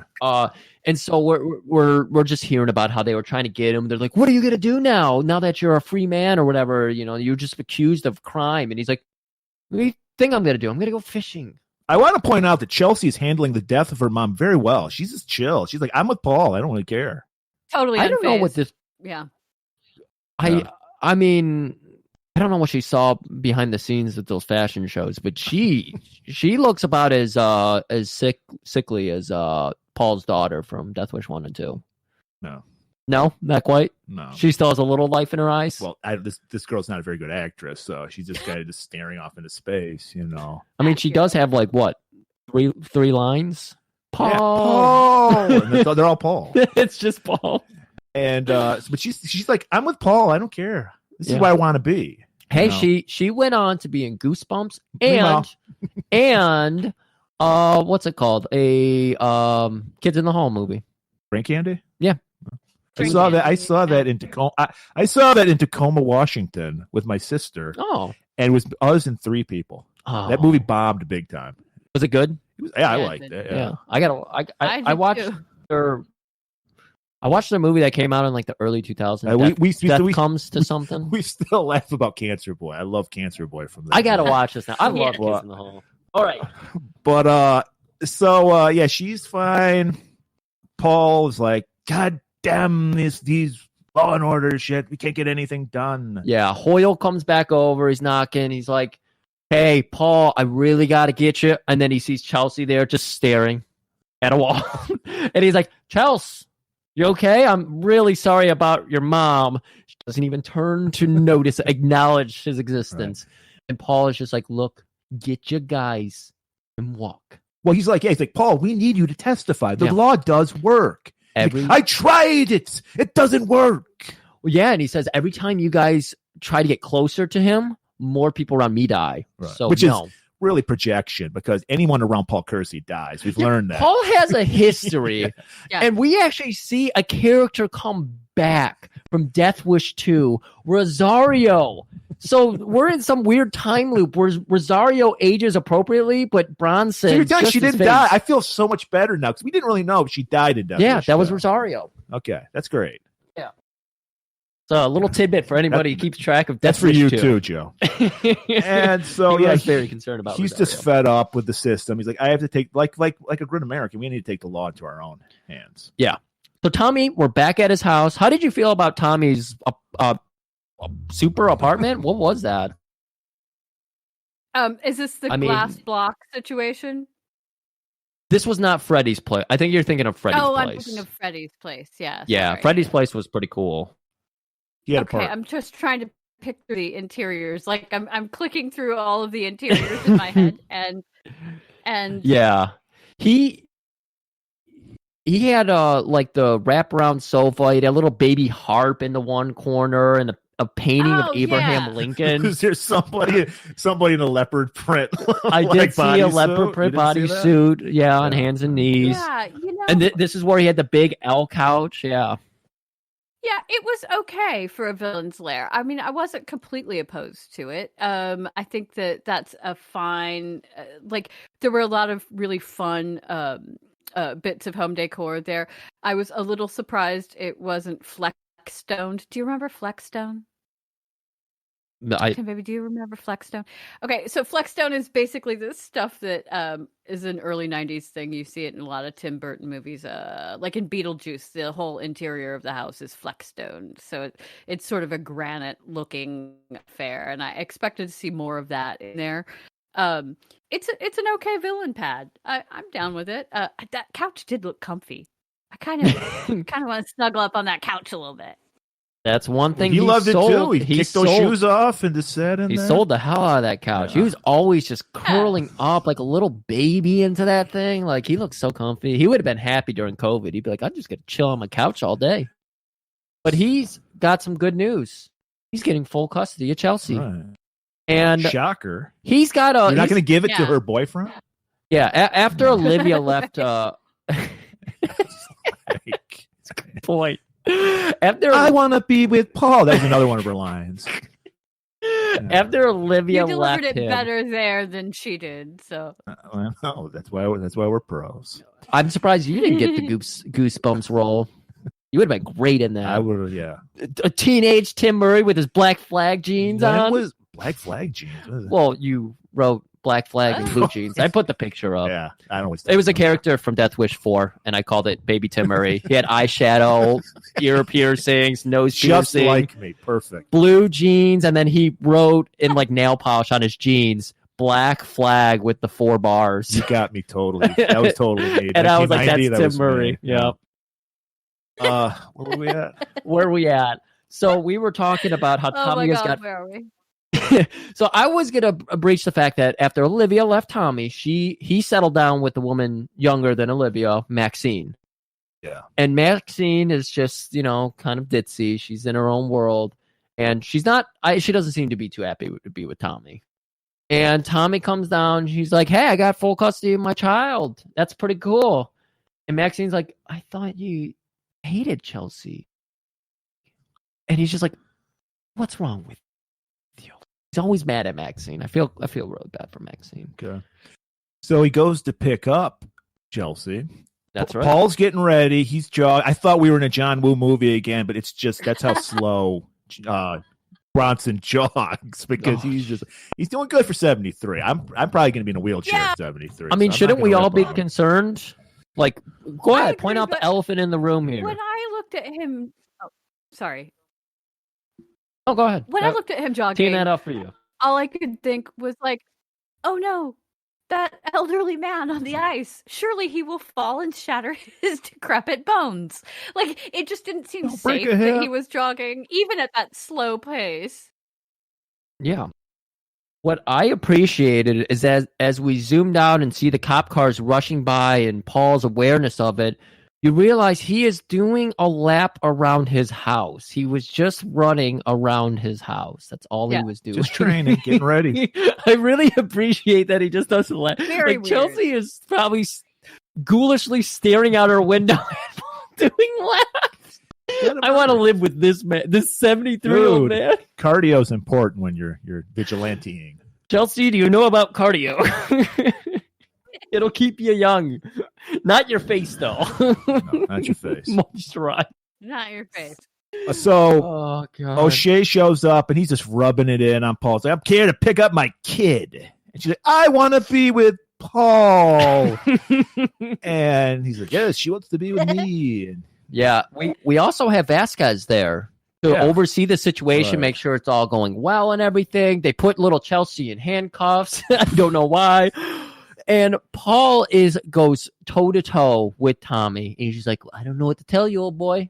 I'm taking her with me. I'm going to be like a dad to her because I'm her dad. Right. And Paul slugs him. And then he gets bonked on the head they find a stick in the house and just bonk him on the head. Straight out of Captain Caveman style. Yeah. Oh, okay. It's called a log. It was a log? It was a log. It wasn't a stick? It wasn't kindling, no. Oh, okay. No. You think a stick's going to take out Charles Bronson? Come on. But just to feed into Charles Bronson's ego, he's like, fine, you guys can knock me out for a little while, but you have to talk about how good I am. And so Saul hits us. He comes back. He recovers from that punch. We point out, this is the one thing, we said we were being spoon-fed constantly. There's one thing that has no payoff. Sal constantly has blood pressure issues. Yes. And he's constantly taking pills for it. Yeah. No payoff, guys. I'm just going to let you know. Spoiler alert. Yeah. No payoff. We haven't built that up at all yet. So no, that's good. That's good. His brother's always eating cannolis. He's always eating blood pressure medication. And I love this because he gets knocked down. After he had punched Tommy. Tommy recovers, looks dead into the camera. He's got a little blood trickling out his mouth and goes, that man's quick. He's got great cardio. That man's not quick. Oh my god. The opposite of quick. And I don't know. I made a note about this. I don't know if you guys were as captivated as I was. Because we saw her in the background of one scene, and then she does come to sort of revive him. Rosario. Here is the housekeeper. Rosario. That housekeeper. Sorry, it's been cutting in and out for me. I wanted like a whole backstory for that housekeeper. I really wanted to know a lot more about what was going on there. Ooh. Don't you? Well, you need to see Death Wish 2. I have really bad news for you there because I would have been happier. We were if you listen to our Death Wish 2 episode, we were very concerned about Rosario because she gets knocked the fuck out, possibly killed. And Paul leaves her on the floor. The cops leave her on the floor. Everybody just leaves her. Brutally raped by Lawrence Fishburne. He says, welcome to the Matrix. Horrible. Yeah, it was horrible. And then there was a man with no eyebrows. The villains in the first two are crazy, colorful. They're way cooler than the mob villains we get in these later ones. Are the standard issue mob guys. All right, so Rosario has shaken Paul awake. Mr. Stewart. He always has to have some kind of accent. Yeah. Come on. And then we just fade into the Paul showing up at a little nice Italian bakery. Oh, it's the one he's been staking out because it's Chicky's favorite. Right. I got his old man leather on. Have you noticed he's always reading a paper in every movie? Too. Everyone. Yeah. So everyone. He's reading a paper. And then Chicky comes in. Where the fucking cannolis? Hey, oh, hey. Oh, jeez. And I guess his I have to take a leak. Can we have a more stereotypical Italian grandma that was like working? This was with his sister, I think. But she's has the fucking bun and all that shit. Yeah. And unless she was an Italian widow, draped in black lace, she could not have been more cliche, right? Right. Again, this movie's bonking us over the head, It wasn't even like the loaves of bread that were just sitting out just looked like props too. I'm sure they were. It's such a front, but Like they had plastic, fresh coffee. Yeah, exactly. Yeah, Paul goes up. Can I have another cup of coffee? Okay, so this scene is so fucking lucky because, again, I'm sorry to keep going backwards here, but in Death Wish 4, we learned that because Paul was going on spy missions in Death Wish 4, and I said, I explained it as him being Mr. Magoo because he's always fucking up. He always, every Stumbles spy into mission, success. every spy mission, he trickled upwards. And He's always like hitting a can. Exactly. Something like that. Exactly. Yeah.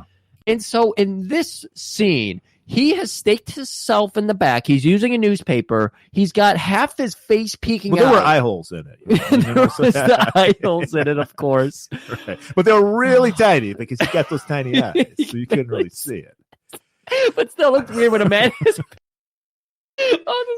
this scene is so fucking, this is the one in a million. He should have bought a lottery ticket before going into this scene here. Okay.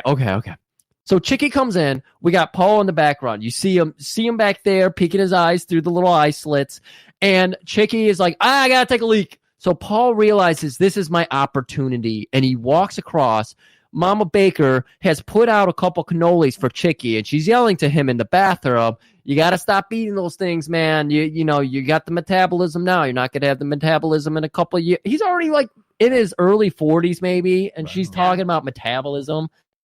And so, okay, so as he was in the bathroom, Paul crosses by him because Paul knows Paul's face, so he can't be seen. So in that second, he sneaks right by him, and he's standing at the counter. Hello, can I get another cup of coffee? And Paul, as Chicky walks out, he's still got his, Paul's got his back to him. But Chicky turns to the right, and thankfully, maybe Paul noticed this in his stalking of Chicky. But he's a big fan of the New York Times because he sees that paper 9 tables into the back. He likes to do the crossword puzzle, and he goes back. Hey man, can I get your paper? Yeah. You can have my paper. And then he literally puts it in front of his face as he comes back. Yeah. So he can't see Paul. And but he still sees the eye holes. That's what I didn't get. Yeah, he's slowly walking back as he's got the tiniest thimble of coffee, and yet it still takes 9 hours for I guess it was an espresso. That would make most sense here. He has time to pull out of his magician pocket a tiny little container of powdered cyanide. And dashes it all over the cannoli. Sprinkles the fuck out with him wherever he goes. What is the deal? I had so many questions about that because it makes no sense. Even for some weird vigilante to just have some vial of cyanide.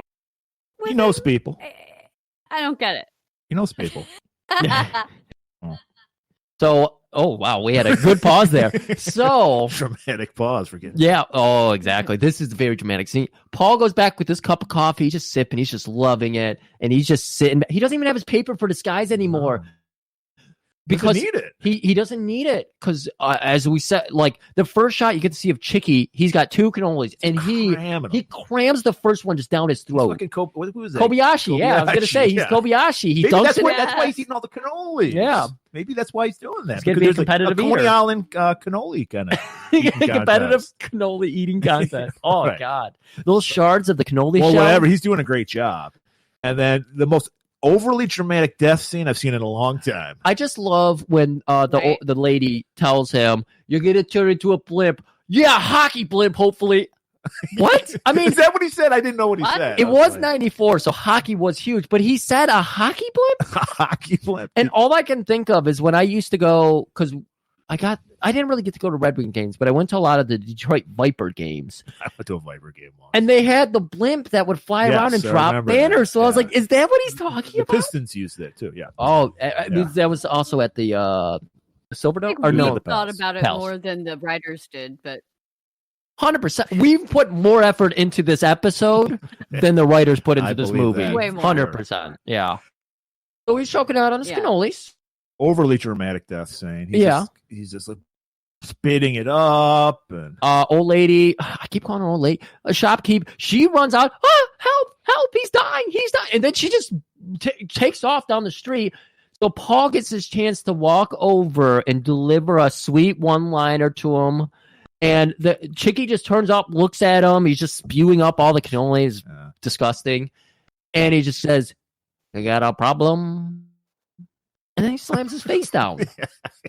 Bronson was not the man with the one-liners. You got a problem. And as he's leaving the restaurant or the bakery, we have a fixed camera. It's at waist level, and you just see Paul walking, crotch level. You just see that Russell. He's got his first murder of the mojo movie. back. Yeah, he's getting his mojo back. What, you got a problem with old man erections? Come on. So it's nature's Viagra, murder. And so murder. We're at the yeah. So we're at the funeral for Chicky. Yes. Apparently it wasn't popular because there's 12 people at this funeral. Yeah. I thought there were a few more for him. And Freddie, he's just talking about his dandruff.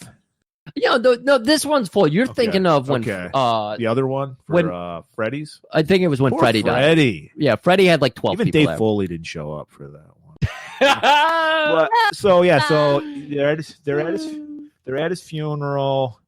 I think who was it at what's his name? Tommy's like stressing, and Freddie's like, "Let's get some security, man."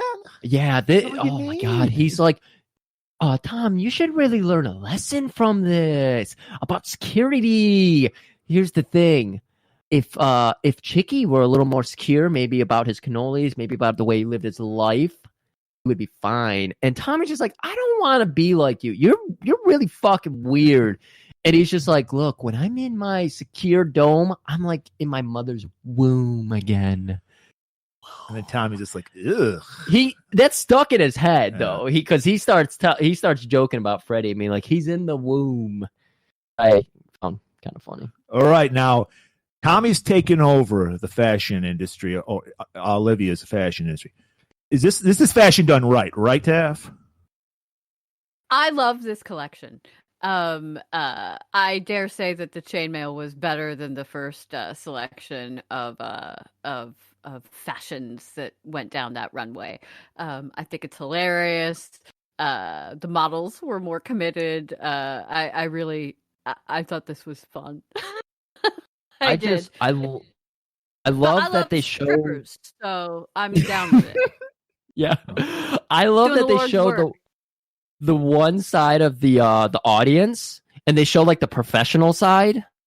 And there's the dude with the giantest. I had to show it to Murray because apparently he didn't catch it. There's a dude with a huge handlebar, twisted Gene Shalit mustache. Yeah, fucking enormous mustache. And he was just like, I know they were like, you had the lady, well, I never. And then she faints. Yeah, they're gasping. They're sweet Southern ladies. So they're all just having the vapors and collapsing. And Sal, his brother just died, but he's got to relate, he's like enjoying himself. He's just like popping the blood pressure pills. There's one thing we know about the Death Wish series. They handled death very well. They move They almost wish for it. So they showed that side of the audience, and then they go over to Sal and everybody, and they're like loving it. The girls are walking up and doing like little ass shakes and everything. They're twerking, they're doing it all. They're letting it rain. Tommy's just shitting that dollar bills at them and shit. Oh my God. And so, according to Taft, Tommy got the fashion thing under control. Yeah, this is how it should be. I really now like this is set. fashion. Commando collection. It was wonderful. So, I believe this is when we go. Yeah, we're backstage now. Tommy, he's just. You know what? I'm realizing he just loves furniture because he's one of those assholes that loves being barefoot all the time because he loves taking his shoes. His shoes were off in this scene. Yeah, I was just gonna say he's got his shoes on. I mean, he has socks on, but he was curled up in that little love seat or whatever it was. He was curled up in there. He's got his drink. He's got his legs open, and he's like, Maxine. And Maxine snaps out of her fog, and she looks over, and she was like fixing up her pantyhose or something. Yeah. You get the illusion they'd already fucked, and then it's like, no. We've hit a nerve. Taffy, go on. I'm sorry again with this though.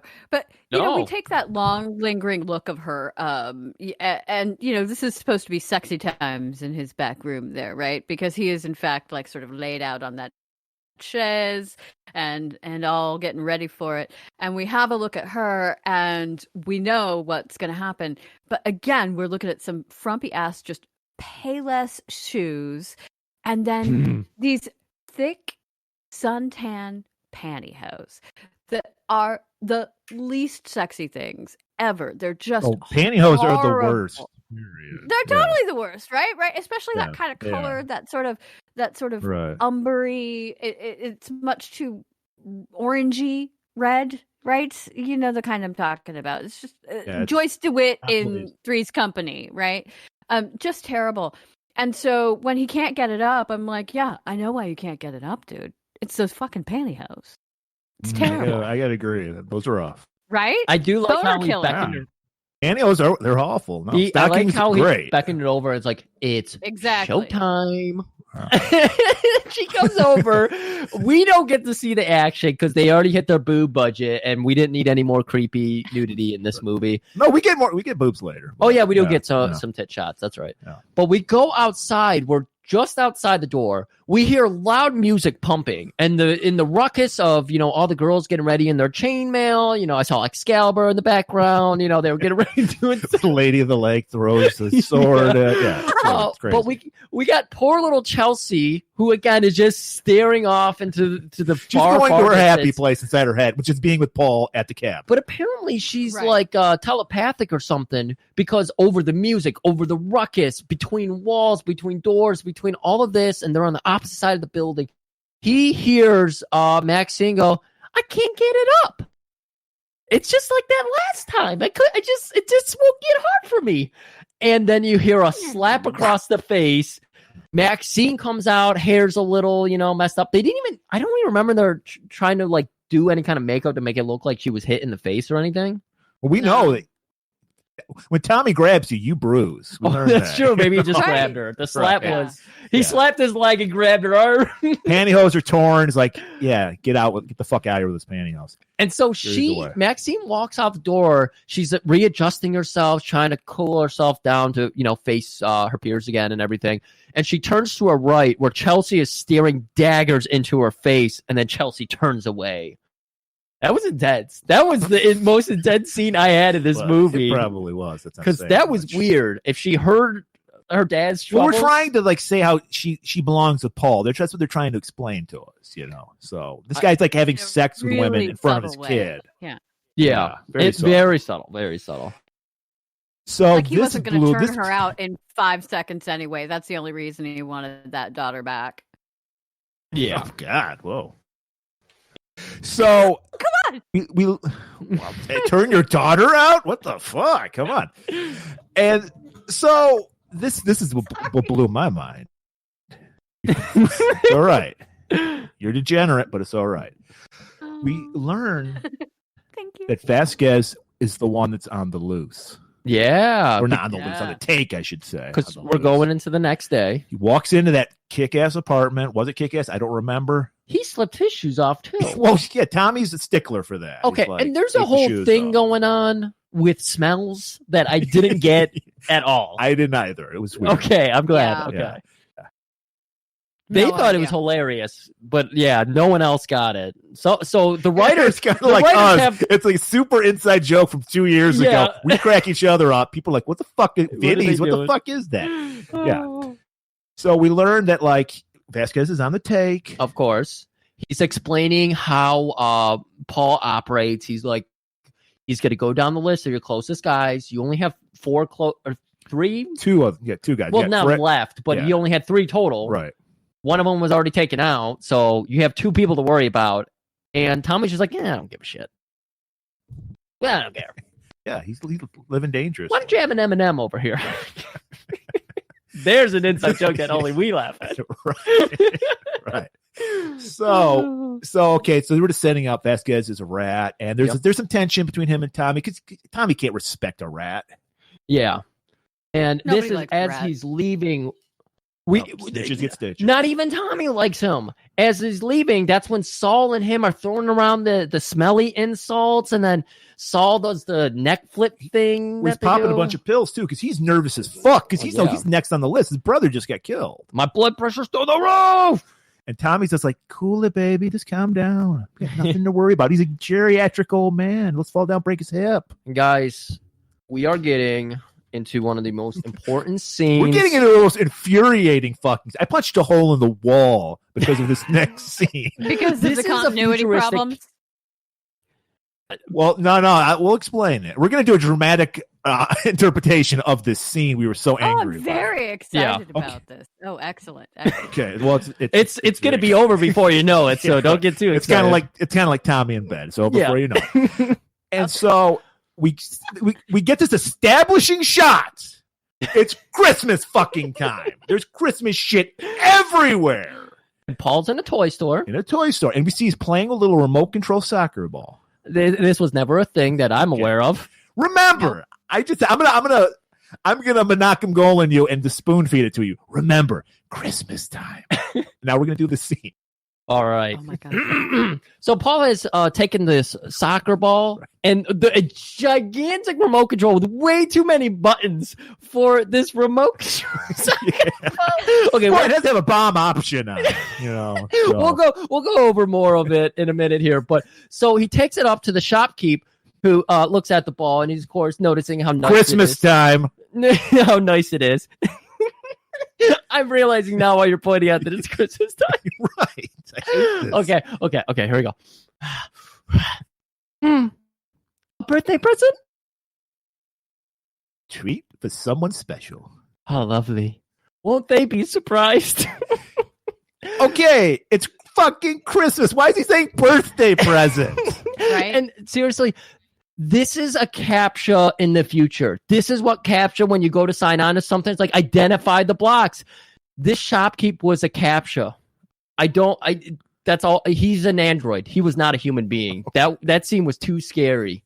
And Paul, the close up his face, and when he says how, or what does he say? It's someone for. He doesn't say a treat. He says a tweet for someone special. He goes into Tweety Bird mode. He fucking, oh my god. Well, he's like a kid at heart, you know. And the lighting and how it hits his leathery, fucking puffy, wrinkly face. Oh my god, that whole scene in the soccer ball.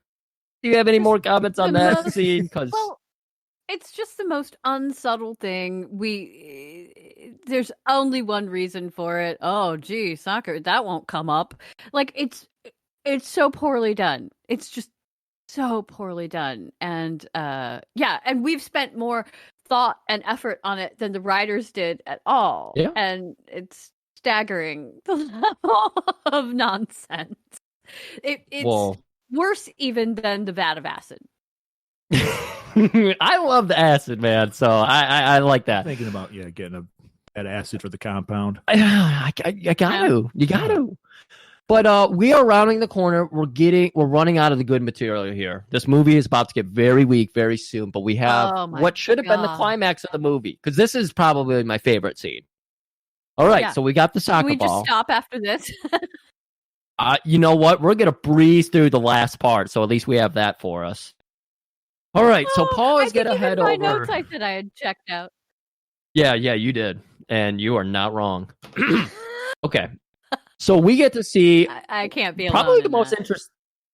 Yeah, no, the most interesting villain in this movie, and he's out of his disguises. He's Freddy Flakes. Yeah. And he's got a nice what? Oh, you taught me a new word. Mole, was it? MULL, I believe.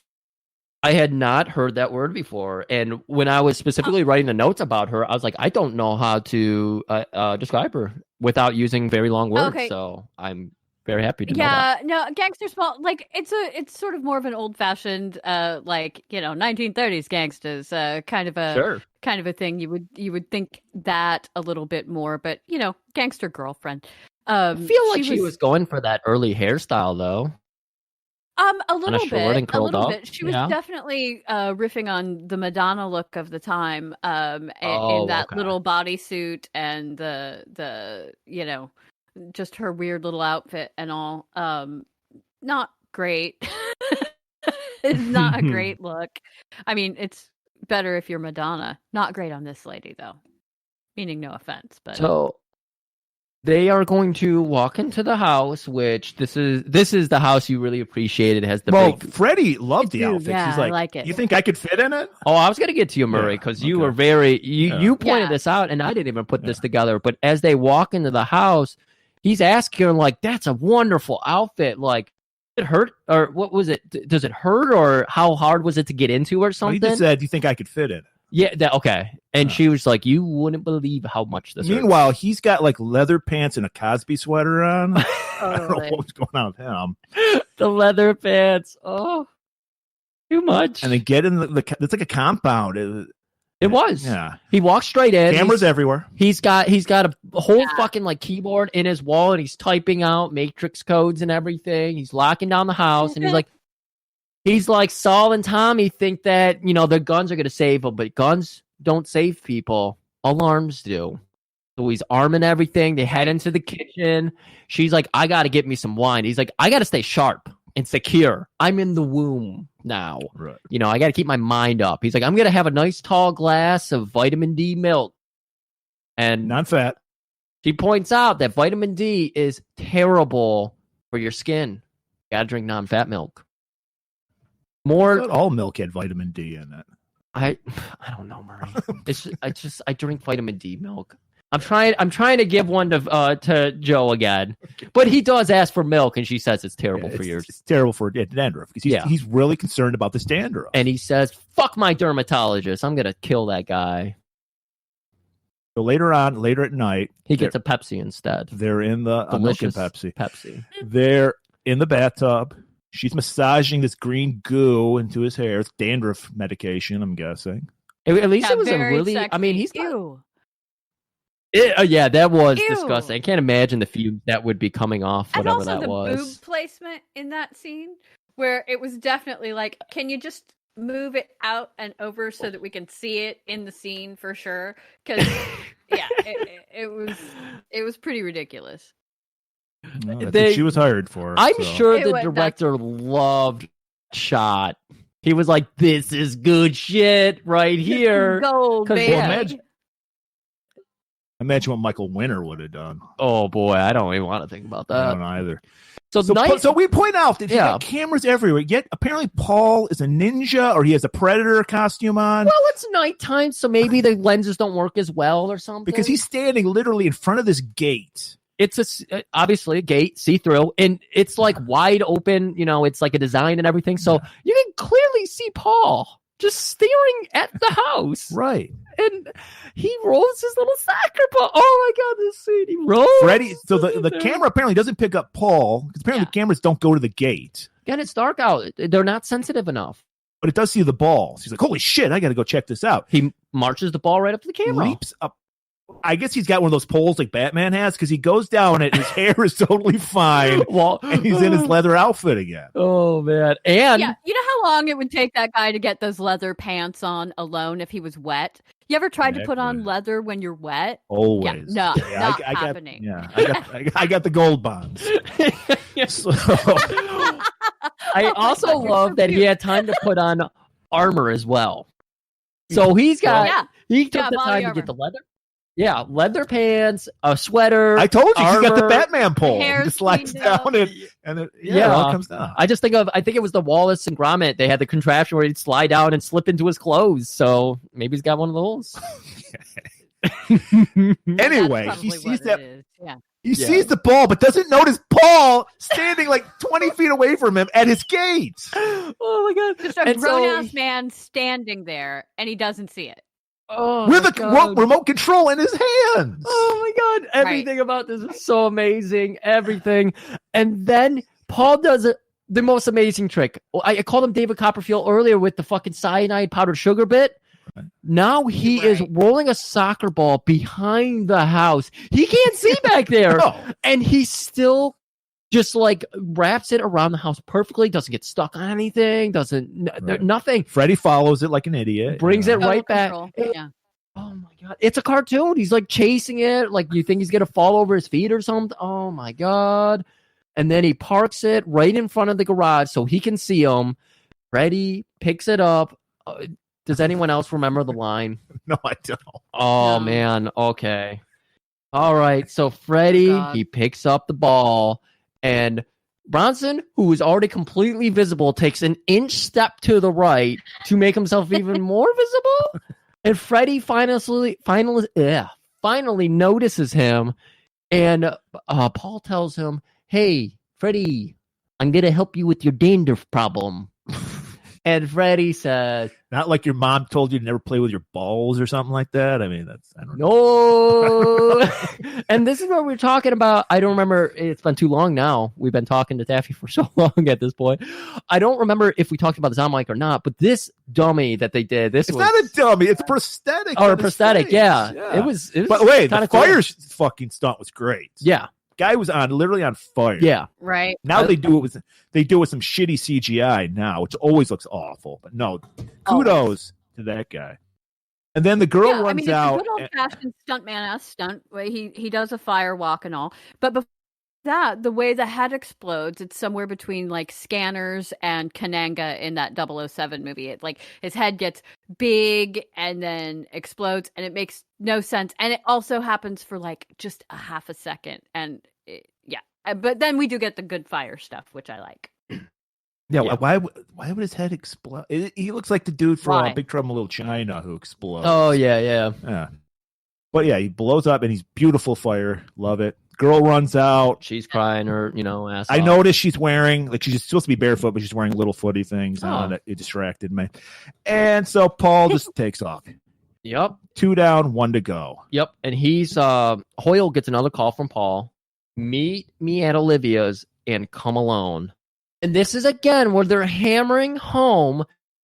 Hoyle has already kind of been led on to the fact that someone's listening in to him. I mean, Paul straight up told him. And so we went to Hoyle's office. Vasquez walked in and said, "The mayor's trying to get to you," and he is. Because we always have to have this scene in the Death Wish movie too, where the higher ups are worried about the vigilante. Yeah, and they're like, but they still want him to do what they need him to do. And they have a fun little moment here with the phone. Do it themselves. Yeah, exactly. Where the phone rings and Hoyle looks at Vasquez like, "You want to talk to him? I'm not talking."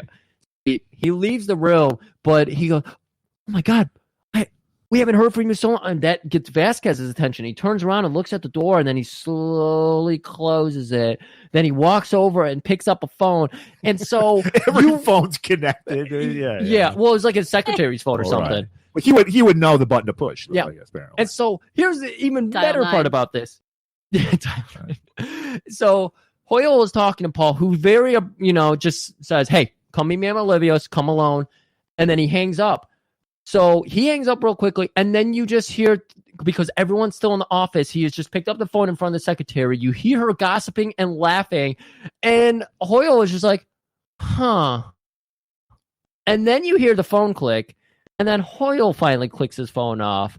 And then we go over to Paul arriving at Olivia. So they've hammered home 2 times now that Hoyle has realized something suspicious with phones, but he is still kind of dumbfounded by it. Well, this is why it took 16 years to try to get something on Time Machine. Because their DA is an idiot? Yeah. Okay. Or he's on the take, and that's why he lives in such a great house. That's a good point. Oh, that's an even better point. Oh, okay. Smart. Check out the big brain. Yeah. Piecing it together for the writers for 27 years later. Yep. All right, so of course Vasquez is listening. He arrives first. He climbs up the stairs. Didn't Tommy tell him to kill Paul? I think he did. Yes, he did. Okay. He did. So Vasquez is going to take it on himself. Shows up, and Paul. Okay, we get this shot of Paul. Very bizarre shot. Chelsea. How old do you think Chelsea is? 13, maybe. Yeah. 13. Great.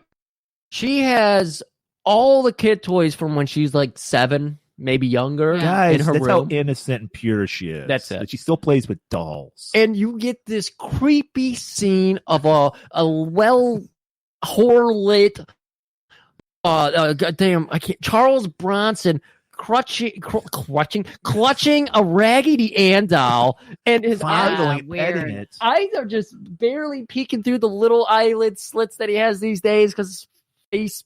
Oh my God, this man is just disgusting. And the Raggedy doll, I hate this scene.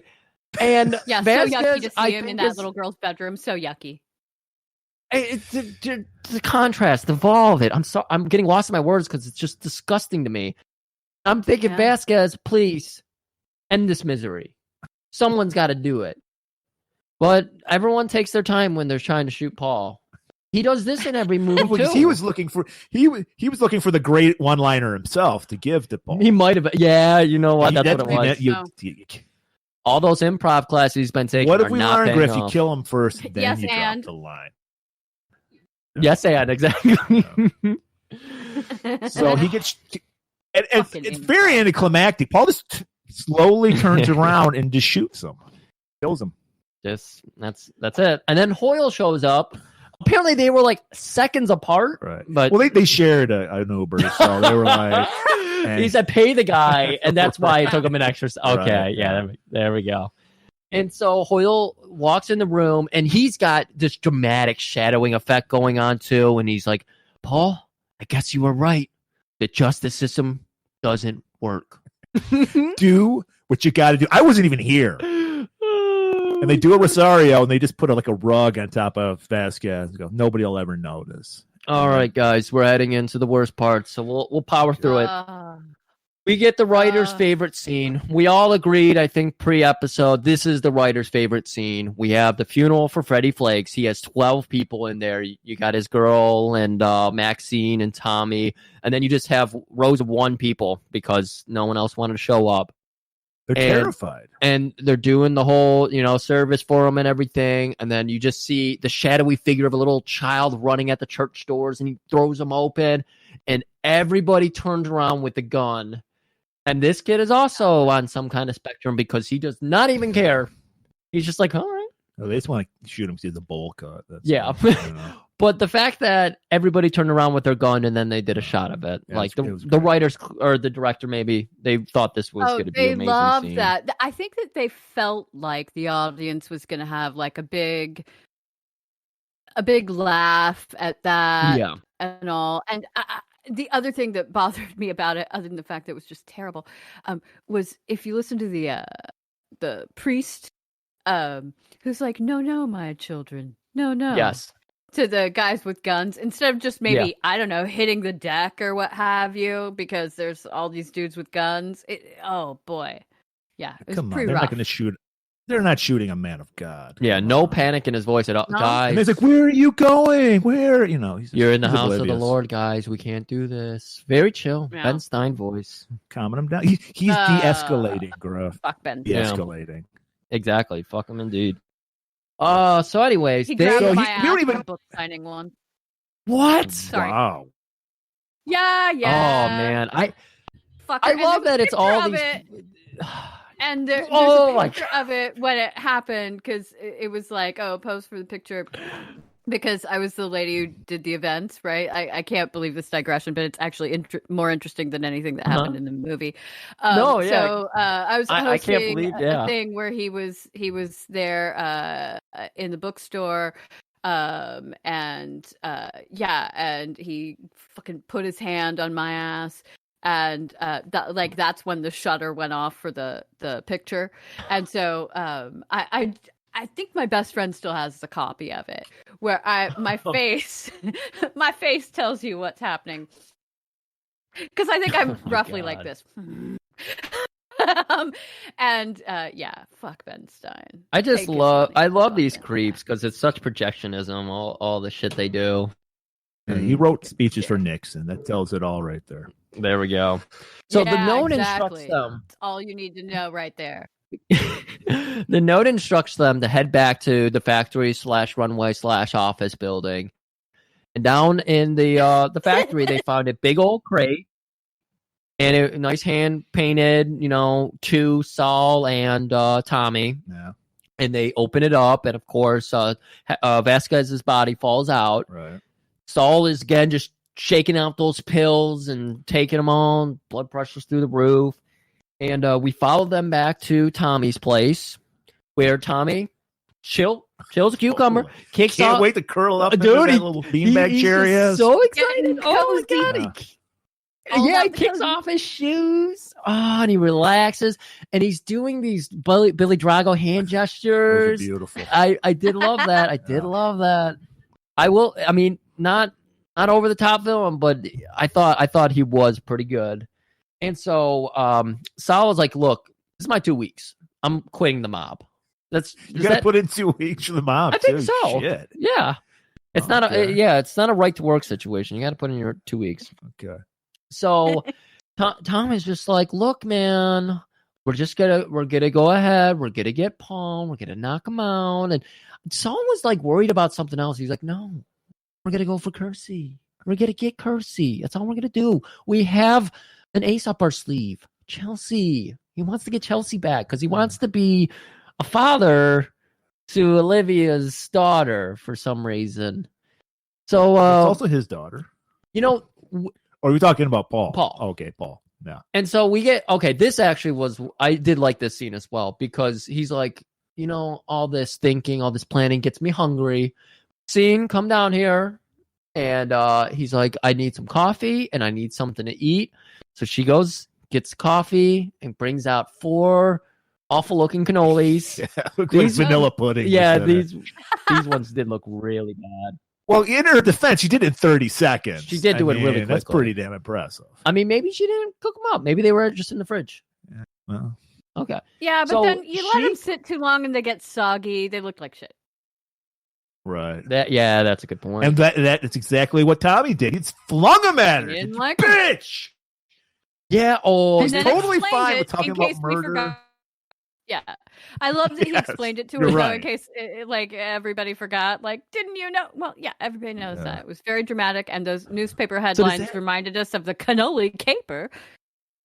Oh my God! Yes, the fucking paper. Guys, I noticed it in my second watch through. That fucking headline was like Freddy the Flake. Yeah, they had a lot of I can't jokes. remember it. That was so good. Maybe they're thinking like basically what we did, that you're going to space out in this movie. This is going to happen. For It's sure. that bad. So they For have to sure. keep reinforcing, because we get a scene where Paul is like driving and we see like overlap of him loading a gun and he's doing like all these voiceovers, like explaining the whole movie. Constantly, yeah. So I just love that after he tells Maxine she's so insensitive. This is after he said, "You are a resident retard. Go!"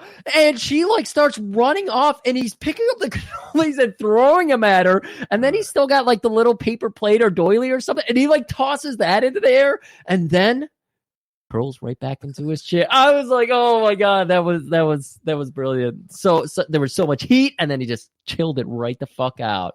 He likes All being right, all right, cozy. this is it. This is Oh my That's God, right. this is the This worst is the part. This should be final- the best part of the movie, and this is the worst part of the Yeah. movie. I swear to God, it was just punishing to have to watch this.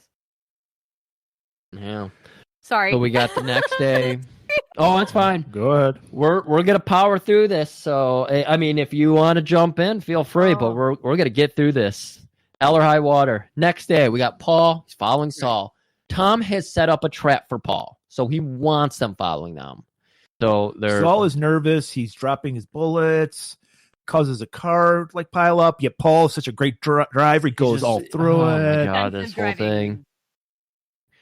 Meanwhile, Tom's got his goons from early in the movie. They're back because they were there. Were they there? Yeah, I didn't he was recognize. his bodyguards.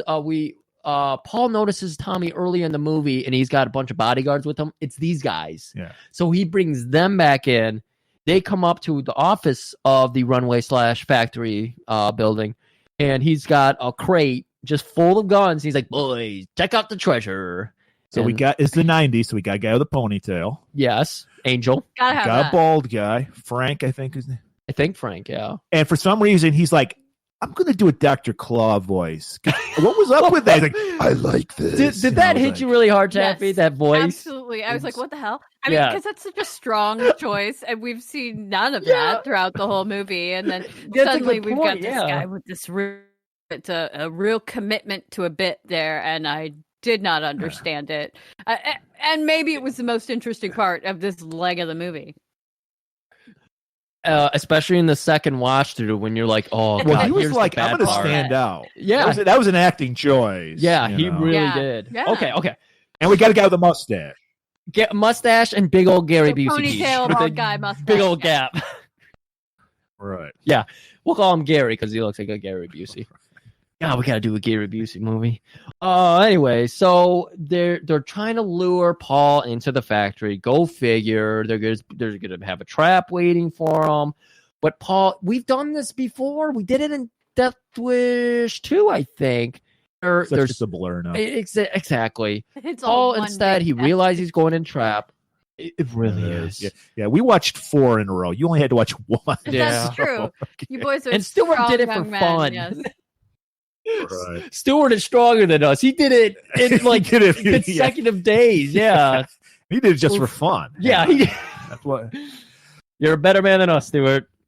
So, So- Paul hops on the forklift. Chelsea's up in the office with Tommy. She's, Yeah. I want Paul.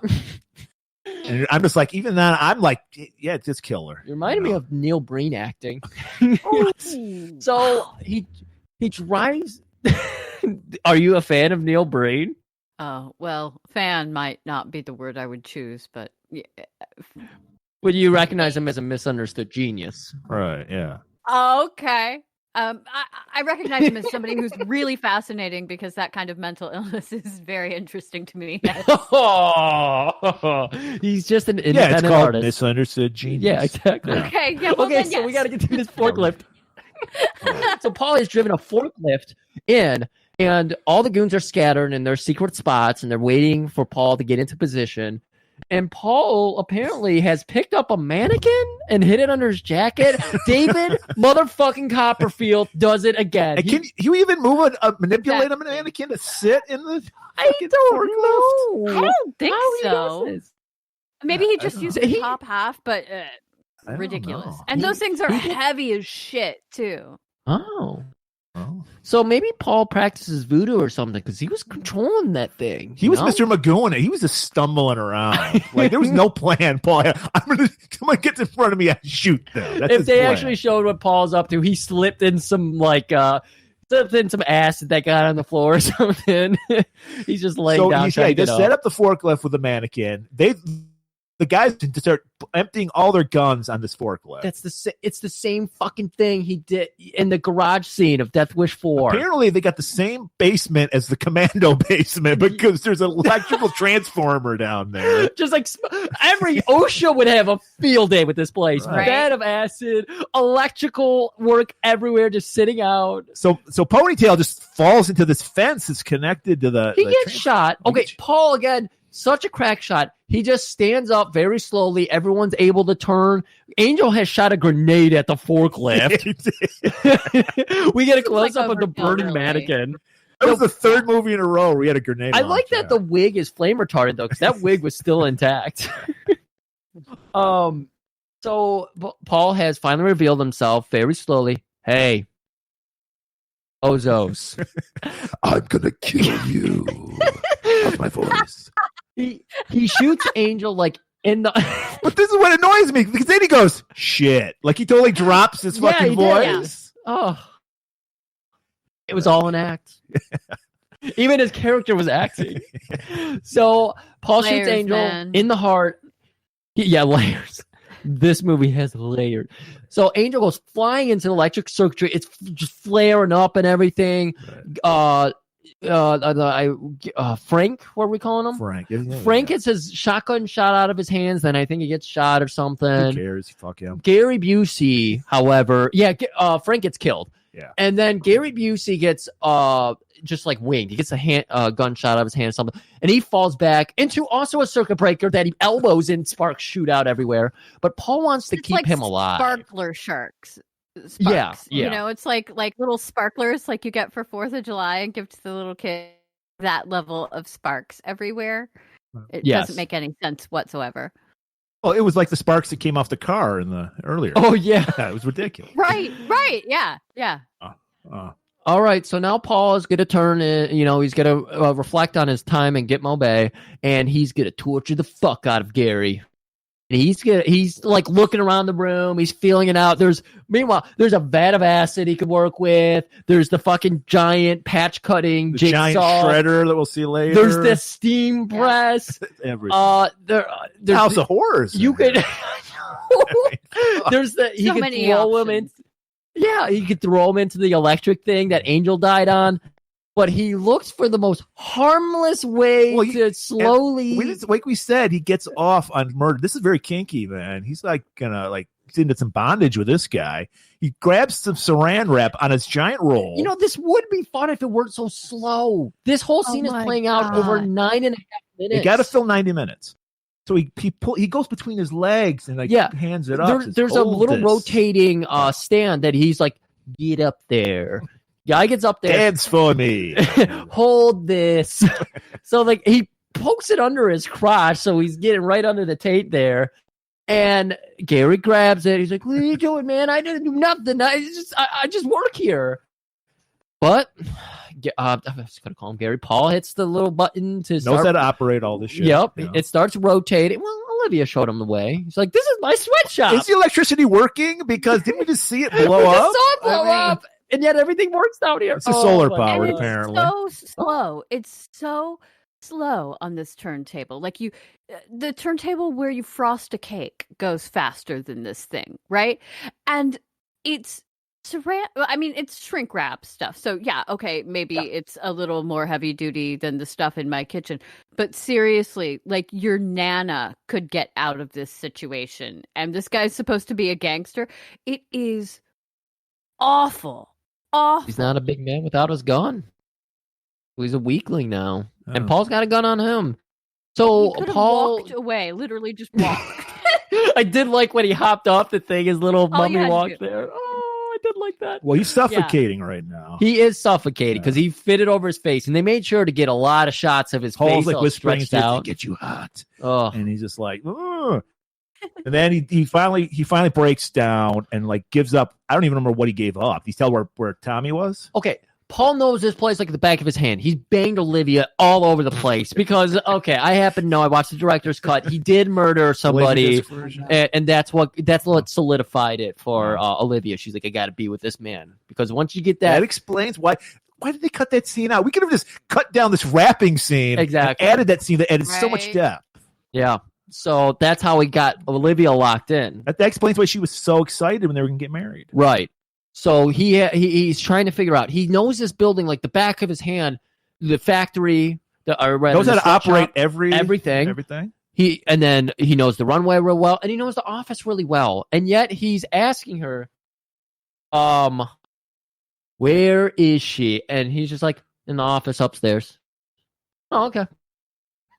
So and Paul hangs him on. Paul, 75-year-old dry cleaner conveyor belt. He lifts this man who's like probably a few inches taller than him, probably weighs 100 pounds more than him. He lifts him up and hangs him. Oh god! And then he starts the little like on a meat hook.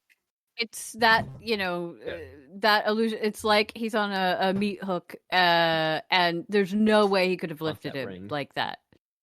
I mean, it's that just old amazing. man wouldn't be able to stand up without making a whole bunch of noises. Do you know what I'm saying? Like, just to stand up, and he hefted this guy onto a fucking hook. Really? Yeah. His whole This isn't a body. normal old guy, people. This is Charles fucking Bronson. And How he dare has just murdered. So that's like Superman flying into the sun. Wait, that's Harvey Birdman, or rather, just Superman Birdman. gets power from the sun. Yeah, Birdman. Wait, Superman does. Okay. Yeah. That's I like Icarus, Birdman more. but Okay. okay. Yeah. What? No, I'm talking about Hanna-Barbera Birdman. All right. Huh. Come on, let's finish it. We're in the home stretch. All right, We so gotta Chelsea, get she's through this. upstairs. She's. Oh, we're so close, everybody. We're so close. So So close. Chelsea is being held captive, and Tommy is trying to call into radio into his boys downstairs, and she's like, "Hey guys, did you finish him off? He's just a 73-year-old man. He's pretty quick. He's just 73-year-old. He's not getting anybody though. I thought they were gonna do a Die Hard where he picks up the radio. You're next." And then Chelsea's like, I want Paul. And she just runs away. And Saul, he's too busy popping his pills or something. He follows her. Saul follows her. he doesn't even follow her. He watches her run away and goes, hey, she ran away. Yeah. And Tommy's like, okay, well, you go after Paul in the factory. I'll go get her. And so we have some scenes of Tommy chasing after Chelsea. Very exciting. You think he catches her, but she bites him on the hand, so she gets away again. Go downstairs to where Saul is walking it. Now Paul's this is his domain. He's setting up his own trap. Paul, like a fucking cat, is just like leaping around David Copperfield. He's doing his little magic, just working the shadows. And Saul, he's freaked out at this point. This is what they were building up to, not his blood pressure, but how freaked out he is by Paul. Do you think originally he had a heart attack and they were like, that's just not a good enough death? I think that would be a better They were really death. foreshadowing the fuck out of those pills. Yeah. And so anyways, you can hear some murmuring and somebody saying, Saul. And Saul decides to shoot the thing. Shoots Gary. And it's poor old Gary. And he's like, oh shit, I shot Gary. And then it goes, I'm gonna shoot you, something like that. And then Paul confronts Saul. And Saul's got the old neck knife because he's like, hey, I don't have any. He ran out of bullets shooting at. Somehow he thinks Paul's a cop. Like Paul won't shoot him because he doesn't have a gun. Yeah, I don't know. He's an old cowboy man, so he's like, yay, honor of the West. Movie, he did say draw.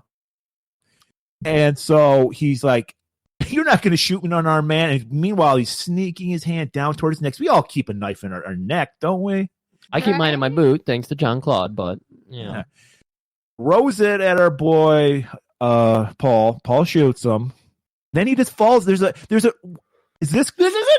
one. An industrial shredder? Is that in effect like a garment factory? Absolutely not. No, I don't know what that was for one thing, but it appeared to be some sort of low grade kind of shredder thing. Maybe like, what it reminded me of was from an actually really good movie, Punisher Warzone. The thing that Jigsaw goes through before, to become Jigsaw, it's like a recycling thing, but it's this crushing mechanism, sort of barrels crushing, and he gets fed through it. I have no idea why anything even remotely like that would be in a garment manufacturing place, other than if you needed to have some sort of semi-dramatic end to a terrible movie and shove a gangster through it. It's awful. And then I think it's like if you need to break something down that won't fit in the acid. You just break it down a little. Just to make it go dissolve in the acid a little faster, you break it down in a small. Yeah. Well, it got loaded into like a punching bag. Yeah, like a mail bag or something like that. Yeah, I just loaded it. So I don't know. So, anyways, Paul is recovering. He's turned off the machine. His sense of hearing, despite being by that loud machinery, it's come back 100%. He's 73. His hearing is so precise. Daredevil. He's Daredevil. And so he hears footsteps, and he's like, that's the footsteps of a 13-year-old child running my way at 8 miles an hour. And he spots a beer bottle near him. So I don't know who was drinking on the job, but somebody was. Reg. I was going to say, we've only established one person, Reggie. That's why he works the night shifts, because he just goes down there and drinks some more. Drinks and you got to be careful. Clothes. You got to be careful drinking down there. We didn't even get to point out the shredder when I was pointing out all the dumb things they have in here to murder somebody. Right. And the shredder gets added to it. Anyways, Paul picks up the bottle and he breaks it. And then Chelsea comes running in, and she's like, Paul. Same line, but, she gets 2 more lines, Got to get that SAG card. And Tommy is so close. He's just reaching out. He's got that ponytail in his hand, and then you see a foot slip out from he was like hiding in between the racks of clothes and everything. Oh. And then we get that slow motion fall. And then somehow Tommy is now like in a corner and crumpled over like he's on a sofa. We've settled. He always loves to curl up. He curls. Yeah. It's funny because Freddie was always talking about the womb, and Tommy had his own little womb. He liked to be cozy and climb and like get in the fetal position. Doing that. What was that shit called? That therapy where it was like, you're supposed to like get back to the womb. I forget what it's called. I have no idea. But he's doing a little bit of that. And we have the worst face stab here because Paul stabs Tommy in the face with the broken bottle. Yeah. How do you like that? And he just kind of like, he just kind of like gets it near him and just kind of like wiggles it a little bit. And then, he says, well, how do you feel about that? How do you feel about that? So he's about to kill Tommy. And then the police show up and they fire off a round. And so now Paul is distracted. Tommy slaps the gun away. All of our goons earlier couldn't shoot for shit. Tommy dives out, grabs the gun, rolls over on his back, shoots behind and over his head, and hits fucking Mickey, who has disappeared from this movie completely. Last time we saw him was at the hospital. Yes. And Olivia was fucked up. Yeah. Oh. So he has made his comeback. Like the first 15 minutes of the movie. Yeah. So he was at his partner's funeral. That's where he was. They actually had a nice funeral for her. Very nice. Very tasteful. Yeah. She had family that he was comforting and everything. Buddhist funeral. It's great. Okay, so Paul quickly recovers the situation. He gets over and just kicks the gun out of Tommy's hand again. Tommy crawls backwards. This is where we see that there is a fence structure and then a couple stairs to get to the vat of acid. But we revealed that vat of acid. That payoff. Chekhov's gun. We got to have the payoff here. And so he is backing Tommy up to the vat of acid, and Tommy's just like, wait. You can't do this. You can't kill me. I'll give you. What? Did he offer him anything, or just? I was checked out. We're all checked out. Why am I asking questions? Let's just finish this shit. So you just get the classic line. You need a bath. I think you need a bath. He was. Oh my God! It came around Saul and Visquez and all the smell jokes. It was Tommy the whole time. All right. That's a good joke. That's a good joke. Okay. Okay, Finny. He falls in the acid and is fucked up. I think it would have been a little worse. Mickey is only... Yeah. Okay. Mickey is only there because every death wish has to end with the cop say, you did the right thing. You did the right thing. And I'm going to cover for you. Yeah. And so this is where it's like, okay, all of this was about so he could get Chelsea. Now, is he just bailing on Chelsea? He's like... Mickey does say to him, go on, Paul. Chelsea's waiting for you outside. Okay. So maybe he does return to her. He's like, I'll cover for you. Like, yeah, I would even explain this shit. Yeah, exactly. And then as he's leaving... we just have he's walking into a light. Is he going to heaven? Is that what it was supposed to represent? I was getting some Exterminator vibes off that. Exterminator? The end of Exterminator. And he just says, Lieutenant, if you need any help, give me a call. Apparently he's going to stick around New York. He's going to be a dad. No, he's got to go back to L.A. And a murderer. Got to go back to L.A. All right, that was it. Yeah, that was it. That's it for the franchise. That's it for Death Wish Mom. We've kept you forever. Do you have any closing sentiments for this movie? You're gonna curse other us? than it was really rough, and the last part of it was the worst part of it. It's like they do not know how to make an action movie because that's supposed to be the best part of it, and it's where I was just totally checked out, and it was awful. Everything was so slow moving and sleepy and wrong and not even committed enough to be that kind of bad that's really a lot of fun. Like we've watched some pretty bad stuff here before that's been just a lot of fun because there's a lot of commitment to it and it's just a good time. But everyone seemed like they were clocking in, which is fine. Look, you got to work or whatever, but it just seemed like everybody was bored and everybody was half checked out during the writing process, the directing, the acting, every bit of it. Pretty rough. Pretty rough. I love you boys, but this one was hard. We definitely put you through the ringer on this movie. I mean, even Stuart last week was just like, you guys gave me silent rage. It happens, We're toughening you up. We needed Murray pointed out early on, he was like, look, There's fashion in this one. We got to get taffy. We got to get the details out there. You People need to gave it to know, us, so- The and fashion you helped us part with that. was really fun to examine. I will say that was kind of a good time. I enjoyed that, and in fact enjoyed the strippers in chainmail way more than what was supposed to be the high fashion. It had its moments. Like, I'll give it that. Like, first 50 minutes or so, I was entertained by. I really like Freddie Flakes, and but you get into that last climax scene. Yeah, Freddie was great. Would have been better if Kevin McDonald had played. If it was Kevin McDonald, that would have been fantastic. Yes, that would have been much better. Closing sentiments. Well, like always, we make lemonade from lemons. Another classic episode in the books. Yeah, it's been a great month. I want to thank Taffy. I want to thank you. I want to thank our two Joes, Coleman and Corey. I want to thank you Stuart guys for helping us out. We've had a great time this month doing this. I think we have movies we'll be reaching out on all of them for. I don't think Griff could handle doing another month of remote guests. Well, Murray, we got a big problem on our hands. What's that? We usually get nasty letters, sexualizing us, stripping us down. After I talked about Tom Hardy's wiener, people are asking me if I've ever gone nude and covered myself in oil and fought people. I'm like, come on, guys. Of course, Murray has put me through.